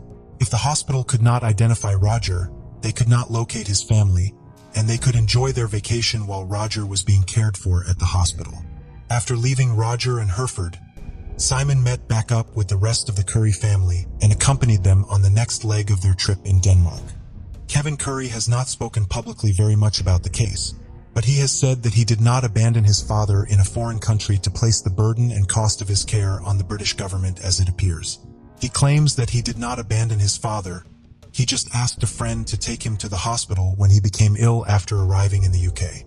There are several glaring problems with this account, however. When Kevin purchased the airline tickets for the family trip, he bought round-trip tickets for everyone in the family except for Roger, indicating that he knew in advance that Roger would not be returning to the US with them. The most obvious reason Kevin looked suspicious is that he never returned to the UK to get his father out of the hospital before returning home, never reported him missing, and never showed any interest in finding him after he sent him off with Simon. Even if he did not plan to abandon his father, it could be argued that this lack of action amounts to abandonment. Kevin also lied to his extended family about where Roger was during the time he spent in the UK. Tim Otters, Kevin claimed that Roger was in a nursing home in Arizona and doing very well there. Police in England had researched people with the name of Roger Curry and families with that surname as a part of their investigation, and had been given Kevin Curry's contact information by authorities in the United States in March of 2016. When they called his phone number, the person who answered denied knowing a Roger Curry. There is, of course, the possibility that the police had the wrong number, or someone else answered Kevin's phone. However, shortly after police made this call, Kevin Curry made a call to Simon Hayes. Simon would later say that during this conversation, Kevin asked him not to come forward with his story about what had happened with his father because it would upset his mother. He also told him that Roger would become homeless if he was returned to the United States. There are, of course, enormous financial and emotional burdens placed on family members who are taking care of elderly dementia patients. However, thousands of families cope with these stresses without dumping their relative in a foreign country so that they can receive free care. Furthermore, all of the financial resources available to Roger do not appear to have been used for his benefit. Roger had Social Security benefits, a pension and veterans benefits that provided him with a modest monthly income of $1,500. It is unclear what happened to these payments during the 8 months Roger was in the UK. Since he was never reported missing, the issuing agencies would not have had a reason to stop making payments. While Roger and Mary Jo's house was essentially destroyed in the 2014 fire, they still owned the property in an upper-middle-class neighborhood, in a county famous for its expensive real estate. However, the property was not sold to help finance the care Roger and Mary Jo both needed. The Kays may have had limited resources, but they still had some that could have been utilized. In 2019, Simon Hayes was sentenced to 2.5 years in prison for his role in Roger's case. His lies, according to Simon Davis, the barrister who prosecuted him, resulted in an enormous waste of effort by the police and the fraudulent use of public funds. Roger's care during his time in the UK cost the National Health Service approximately £20,000. The defendant was part of a plan to bring Roger from the US and dump him in Hereford, abandoning him so that he could receive care from local healthcare providers. It was clearly planned, Davis told the court. Court documents in both California and the UK allege that Kevin Curry was under investigation for fraud and elder abuse. But neither the Los Angeles Police Department nor the Los Angeles County Sheriff's Office opened a formal investigation into the case, and no charges have ever been filed against Kevin Curry. While he had the most to gain from the alleged plot, only his accomplice is facing legal consequences from it. Following his identification, Roger Curry was repatriated to the United States in July of 2016. Upon his arrival, Los Angeles County officials filed an application to have a conservator appointed to handle Roger's care and affairs. No one in his family is prepared to accept responsibility for him, the application claimed. His own wife and son abused him when they took him overseas, only to abandon him there. Kevin and Mary Jo Curry did appear at some of the hearings relating to the conservatorship, but never formally contested it. Roger was ultimately placed under the care of a conservator, who arranged for his benefits to be used to get him treatment in a residential facility. Roger spent time in a few nursing homes before settling into one in Long Beach, California. Upon his arrival, he was still able to at least somewhat participate in activities like bingo and seemed happy. However, by 2019, his health had deteriorated to the point where he was almost completely bedridden, according to reports filed by his conservator. His caretaker said that he was still soft-spoken and respectful, even in his weakened state. Unfortunately, the solving of the Creedon Hill man case did not result in a happy ending. Roger Curry's identification did not result in a happy reunion with his family. Neither Kevin nor Mary Jo Curry has seen or visited Roger since his return to the United States. On September 12, 1988, Melissa Ann Tremblay, an 11-year-old girl, was found murdered at the Boston and Maine Railway Yard in Lawrence, Massachusetts. Our next case brings us to Salem, a historic city on the north shore of Greater Boston in Essex County, Massachusetts. Melissa Tremblay was born in 1977 in Salem, Massachusetts, to her mother Janet Tremblay. Janet raised Melissa as a single mother, as her father was absent and his identity remains unknown to this day. Everyone who knew Melissa as a child described her as a fun-loving, carefree, and caring little girl who had many friends in school and was always ready to play games and have a good time. However, sadly, it was this fun-loving nature that caused her to fall into the hands of her killer. On the 11th of September in 1988, Melissa accompanied her mother and her boyfriend to the LaSalle Social Club in Lawrence, not far from the rail yard where she was found, and went outside to play while the adults stayed inside. The last sightings of her alive were made by a railroad employee and a pizza delivery driver who were in the vicinity, both who saw her within the late afternoon hours of that day. When Janet realized her daughter was missing, she frantically searched the area before reporting her missing to the police at around 9 p.m. that night. She returned home in a state of panic, hoping and praying for news of her daughter's safety. Unfortunately, she would never receive this news. On the morning of September 12, 1988, Melissa was found dead in the Old Boston and Maine Railway Yard in Lawrence. She had been stabbed to death, and then her body had been left on the railway tracks and run over by a train. The detectives who arrived on the scene theorized that the killer had likely done this in the hopes of mingling the body and removing any possible physical evidence they had left behind. However, the forensic team that analyzed the body found that the nature of her stab wounds indicated that her killer was left-handed. The lead detective on the case was Lawrence Police Officer Detective Thomas Murphy. He was shocked at the brutality of the murder and decided to relentlessly pursue justice for Melissa. He and his team recovered physical evidence from the body and the crime scene, but the nature of this evidence was never revealed. However, it is assumed that since no arrests were made at the time, the evidence they gathered was not viable to be used in the investigation then, which is why it was shelved for later when forensic technology would develop enough for it to be used. Numerous witnesses, suspects, and persons of interest were interviewed by the police, and the only lead they found was that there was a suspicious-looking van in the area Melissa was in the day she was murdered. But when they inquired further, no one was able to help them identify the van or its owner, and as time went by, they found no new leads. The case remained unsolved, and eventually the trail went cold. Finally, in 2014, over 25 years later after the death of Melissa, the cold case was re-examined by authorities, and lead investigator, Lieutenant Peter Sherva, decided that the case should be reopened. A few years later, The evidence recovered from Melissa's body was submitted for testing. And in 2022, 33 years later, detectives finally had a suspect. On April 26, 2022, 74-year-old Marvin McClendon Jr., a former Massachusetts correction officer, was arrested in his home in Bremen, Alabama, for her murder by the Alabama State Police. While the nature of the evidence that was used to ascertain his guilt was never released to the public, the press release did state that evidence recovered from the body was crucial in identifying him as a suspect. And then when detectives probed deeper into his life, a whole set of incriminating details came to light. McClendon is a retired Massachusetts Department of Corrections employee, but he wasn't working for the state in 1988. He worked for the department on 3 separate occasions from 1970 to 2002, but at the time of the murder was involved in doing carpentry work in Chelmsford, a locality close to Lawrence.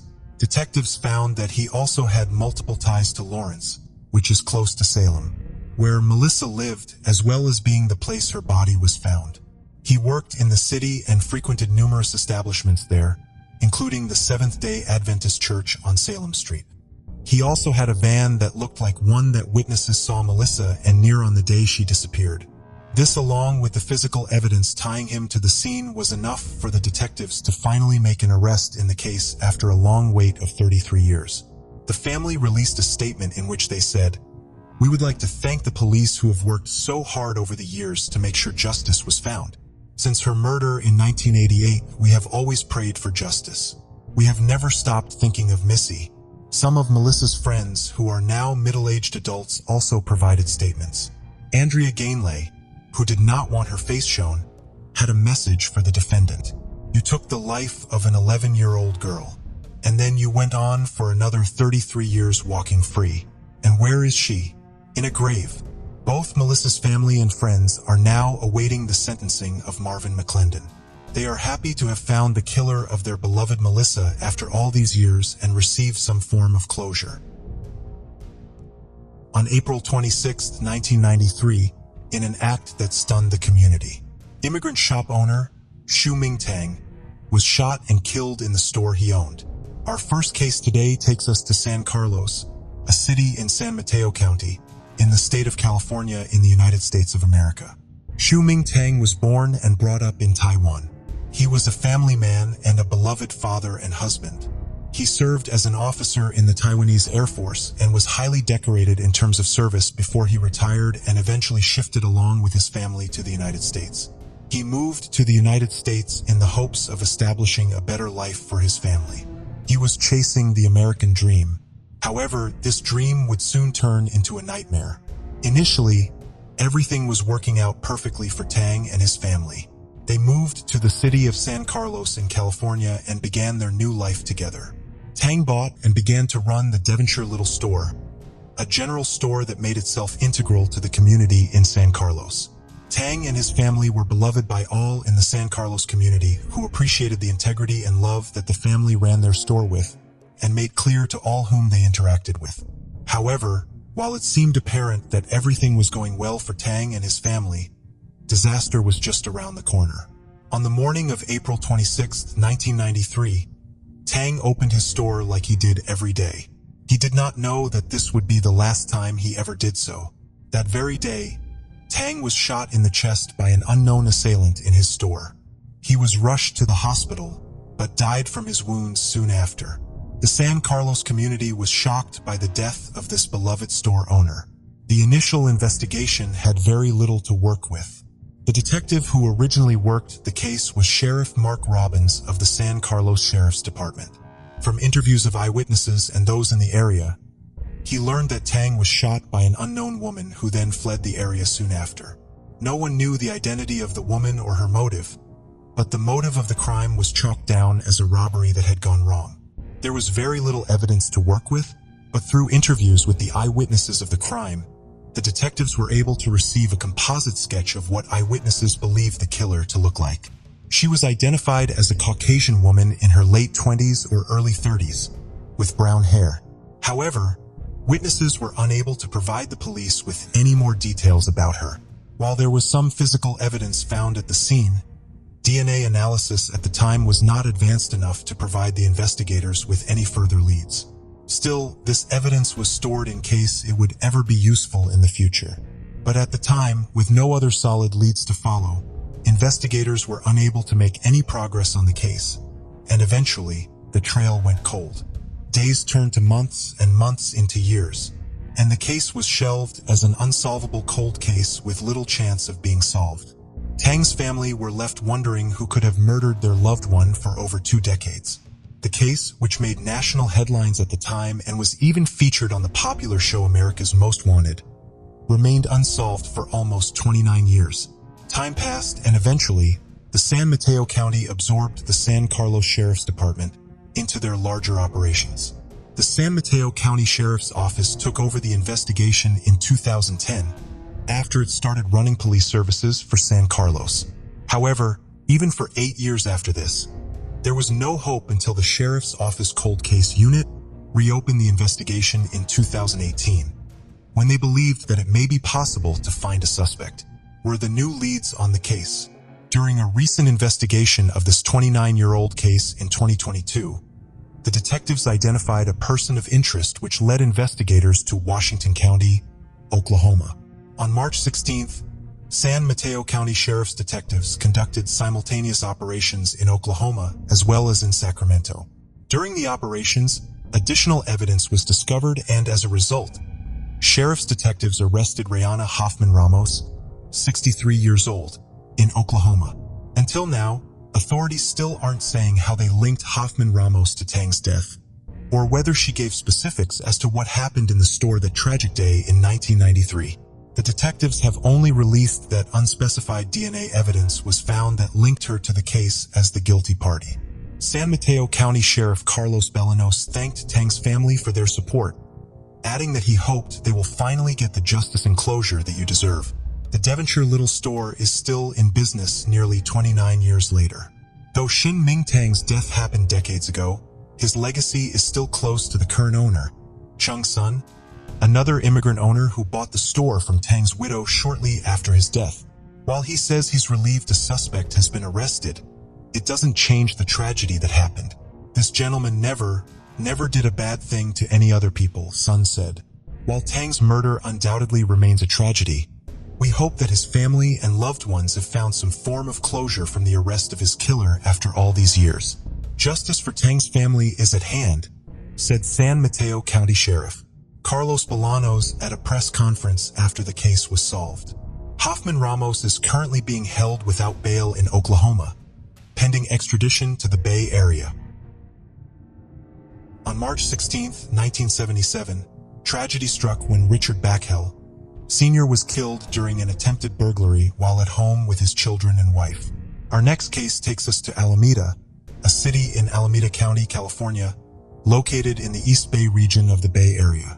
The city is primarily located on Alameda Island, but also spans Bay Farm Island and Coast Guard Island, as well as a few other smaller islands in San Francisco Bay. Richard Bichelle Sr. was born in 1934 in the United States of America. He was known as a kind man who would do whatever he could to help his friends and even strangers if it was possible. In his teens, he decided to join the military and became a U.S. Marine. He served in the Korean War in the 1950s and was respected as a great soldier and one of the finest of his generation. After his service, he retired from duty and worked as a mechanic and lived on the 2500 block of Lincoln Avenue in Alameda with his wife and 3 sons. He was beloved by his community and his family as a great husband and father, and a man who was kind and generous to all he met.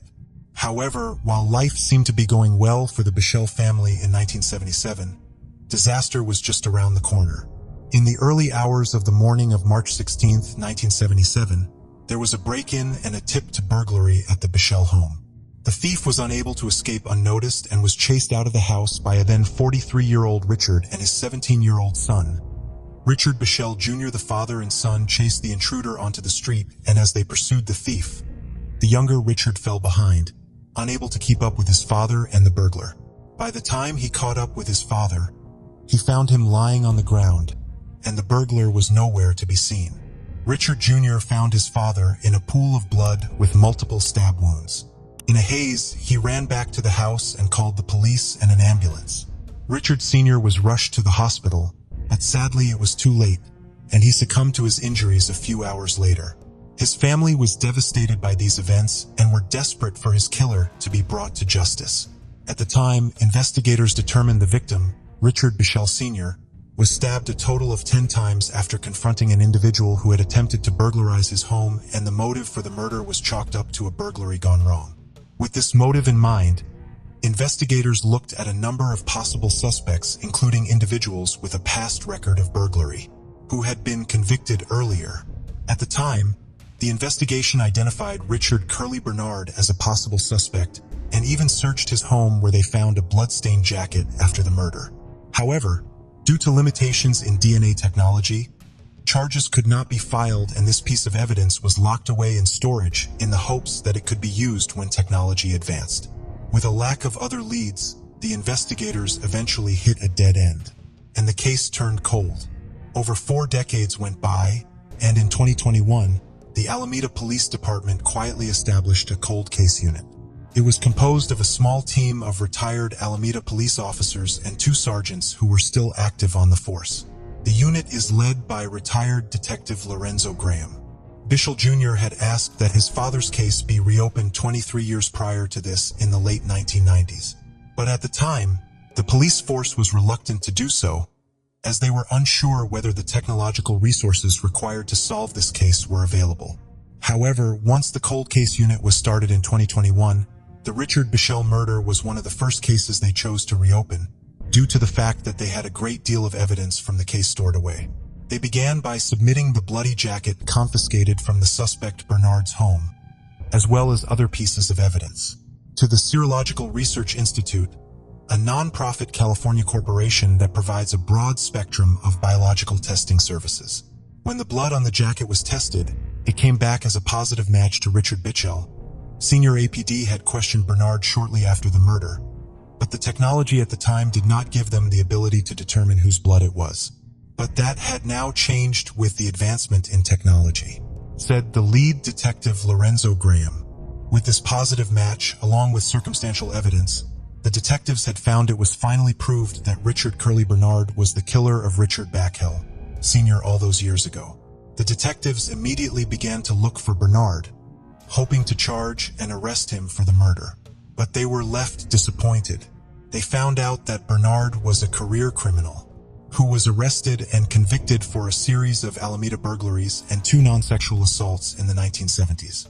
Bernard was also alleged to have committed more than 100 burglaries.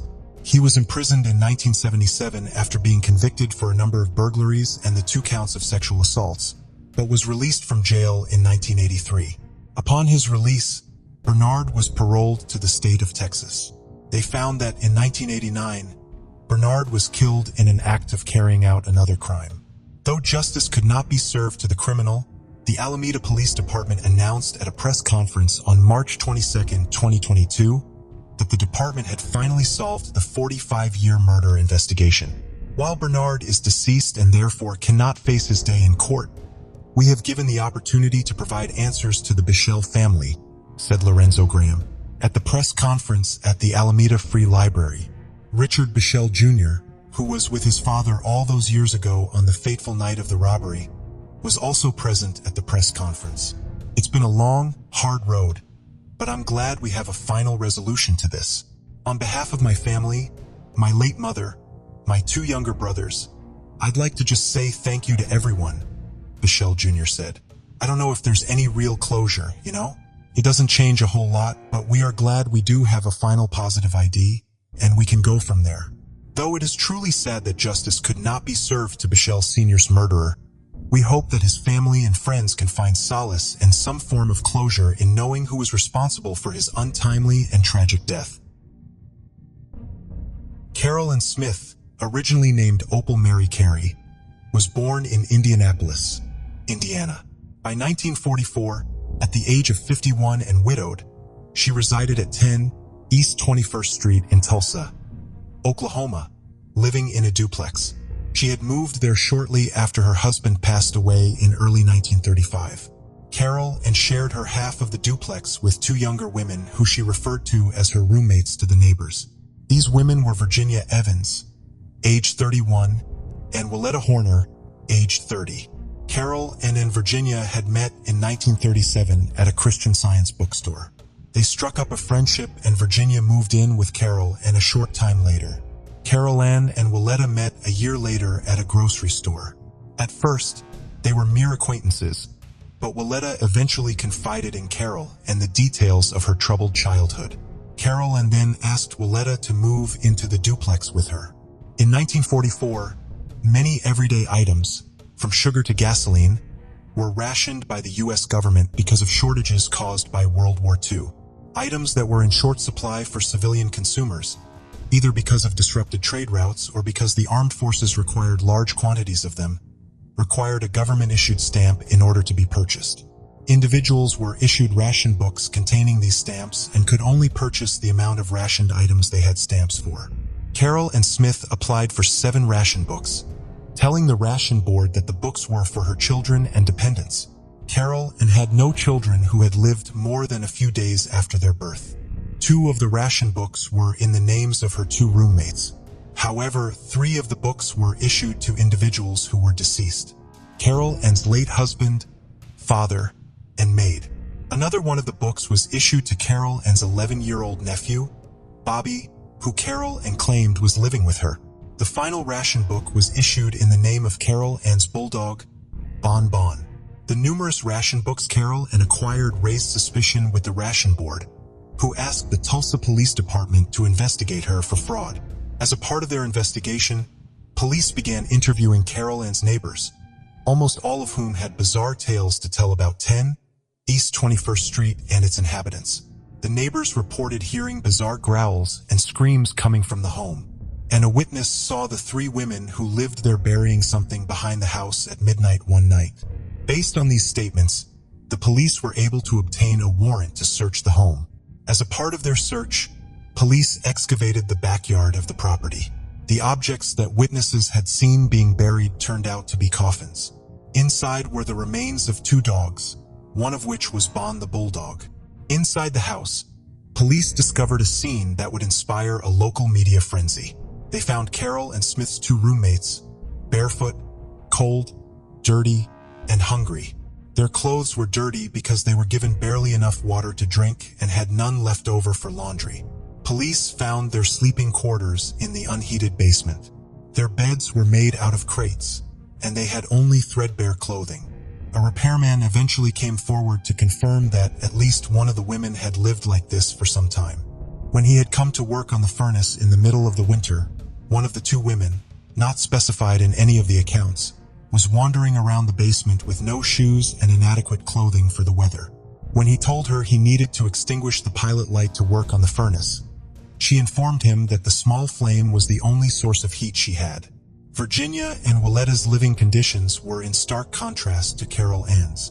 While they lived in cold and filth in the basement without even bare necessities, she lived a luxurious life in the rest of the house.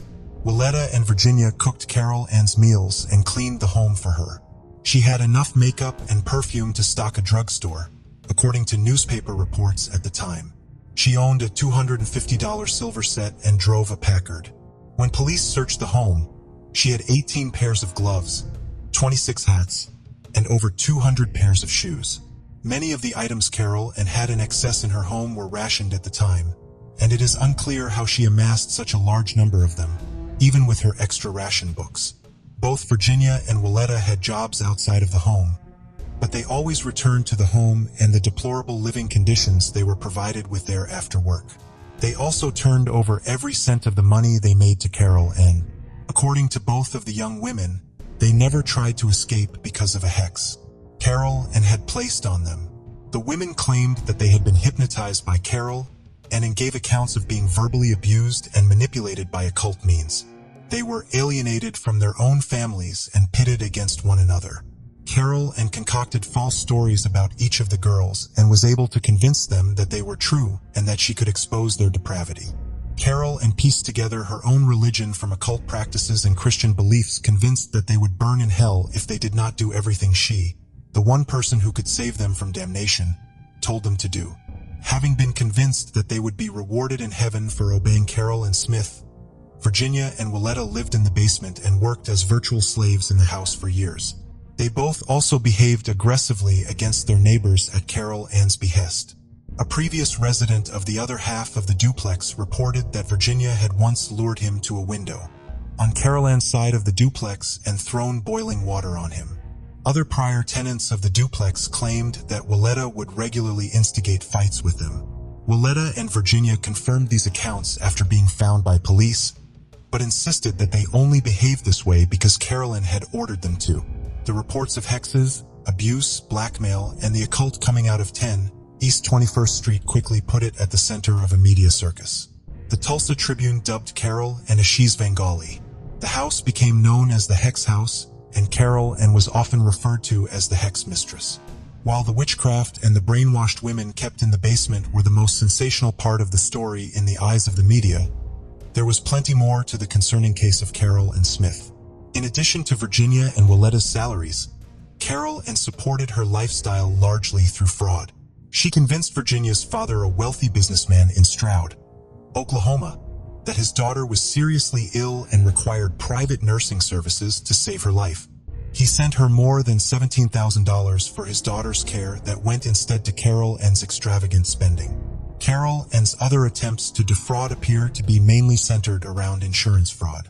Virginia and Willetta may not have been the first victims of what would become known as the Hex House. A woman ran out of Carol Ann's side of 10 East 21st Street screaming. She ran out into the street and was hit by a car. She was taken to a hospital but passed away due to her injuries a week later. Carol Ann Smith told authorities that the woman was Beulah Walker, a 45-year-old widow who worked as a nurse in Carol Ann's home. Police were never able to get in contact with anyone from Beulah's family, and Carol Ann insisted on handling her funeral arrangements. Carol Ann had a large insurance policy on Beulah's life. She also later told the insurance company that Beulah had been a wealthy aunt of hers, which earned her an additional payout. The insurance company was suspicious, however, and began investigating Carol Ann's policy. They discovered that Beulah Walker had in fact been a poorly paid servant in the house and canceled the policy. Just 1 month before police found Virginia and Willetta in the basement of the Hex House, Carol Ann had taken at-large life insurance policies on both of the young women. There were a number of other suspicious deaths that came to people close to Carol, and, although not all of them resulted in a financial gain for her, Carol Ann had first moved into 10 East 21st Street at the beginning of 1935, not long before the death of Beulah Smith and not long after the death of Carol Ann's husband, Fay H. Smith, using a shotgun triggered with a twig in 1934. While Fay had recently lost his job, like many others during the Great Depression, none of his friends or previous co-workers believed he would have taken this course of action, even though Carol Ann had apparently extensively discussed it as an option with him shortly before his death. Carol Ann received a $31,000 payout from the insurance policy on her husband's life. That amount is equivalent to more than $450,000 today. In January of 1935, the managers of the apartment building where Carol Ann had lived with her husband raised her rent to force her out because they did not care for her. The rent hike worked, and she moved into 10 East 21st Street. The criminal investigator assigned to investigate Foy Smith's death died shortly after taking on the case. Carol Ann's sister had also recently passed away. The driver who had struck and killed Beulah Walker, Captain Rains, died suddenly just a short time after the accident. He had refused to ever say a word about the accident to anyone, including his family. When Carol Ann moved into the duplex in January of 1935, she wanted her father to move in with her from his home in St. Louis because, she said, it was too large for her to live alone in. She went to St. Louis several times to help him prepare to relocate. However, her father died before his move to Tulsa, providing Carol Ann with another massive insurance payout. The officiant, who had presided over all of the funerals Carol Ann had to organize, also passed away around this time. The next suspicious death would not take place for several years. Mary Horner, Willetta's mother, suddenly passed away shortly after arriving in Tulsa to look for her daughter. She was only ever tried for relatively minor ones. In October of 1944, She was tried for inducing Virginia and Willetta to testify falsely against a neighbor. After a 3-day trial, she was found guilty and sentenced to a year in prison. A month later, she pled guilty to federal charges of perjury, mail fraud, obtaining money under false pretenses, and using false statements to obtain a ration book for her bulldog, Bon Bon. After serving her sentence, Carol left Oklahoma. Nothing is known about what became of her, and it has been speculated that she may have changed her identity.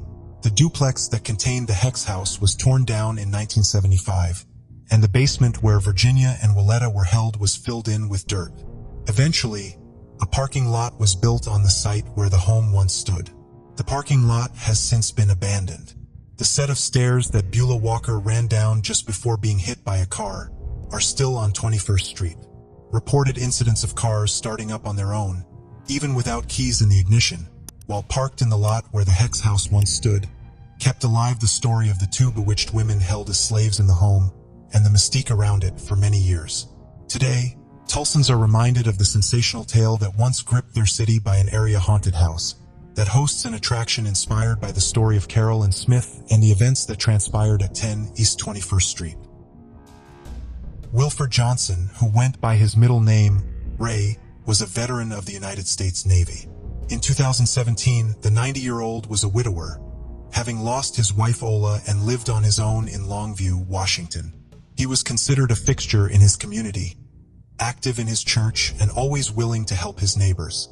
He had 4 children, 7 grandchildren, and 15 great-grandchildren, all of whom he enjoyed spending time with. Even at his advanced age, Ray's mind was sharp, and he made sure to keep physically active. On June 29, 2017, sometime between 9 and 10 a.m., Ray's neighbors saw him out for his daily walk. This would be the last confirmed sighting of Ray.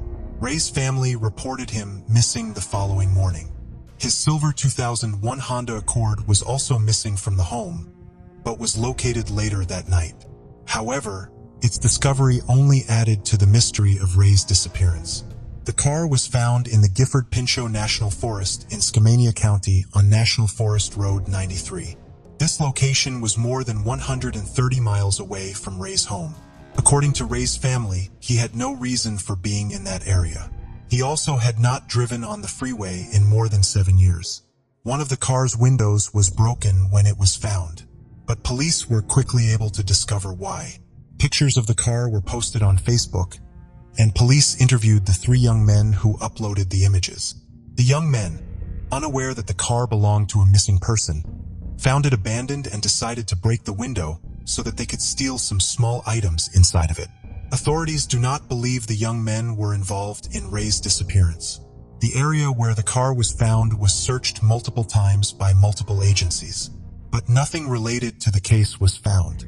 Ray's family believes that he was most likely attacked in Longview, and that his assailant then drove his car out of town. Ray carried a large amount of cash with him, making robbery a potential motive. A clerk from a dollar store in Longview did come forward after Ray went missing, saying that a man matching Ray's description had been in his store around noon, the day Ray went missing.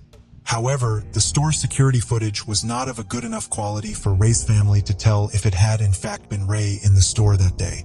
Ray did shop at that store, but authorities consider this sighting to be unconfirmed. Ray's disappearance remains unsolved. Hattie Brown was an accomplished member of the United States Army, which she entered in 1980. She became the first woman in her unit to attend airborne school and to earn her aerosol badge. She achieved the rank of Sergeant First Class and served in Operation Desert Storm in 1991. In 1998, Hattie left the Army so that she could help take care of her aging mother. Hattie was one of 11 siblings and would do anything to help her family. It appears as though Hattie was helping a family member the last time she was seen. Surveillance cameras at a Sheetz gas station at the intersection of highways 501 and 58 in Riverdale, Virginia, captured the last known images of 48-year-old Hattie on May 16, 2009 at 2:30 a.m. Hattie was with her nephew, Derek Brown.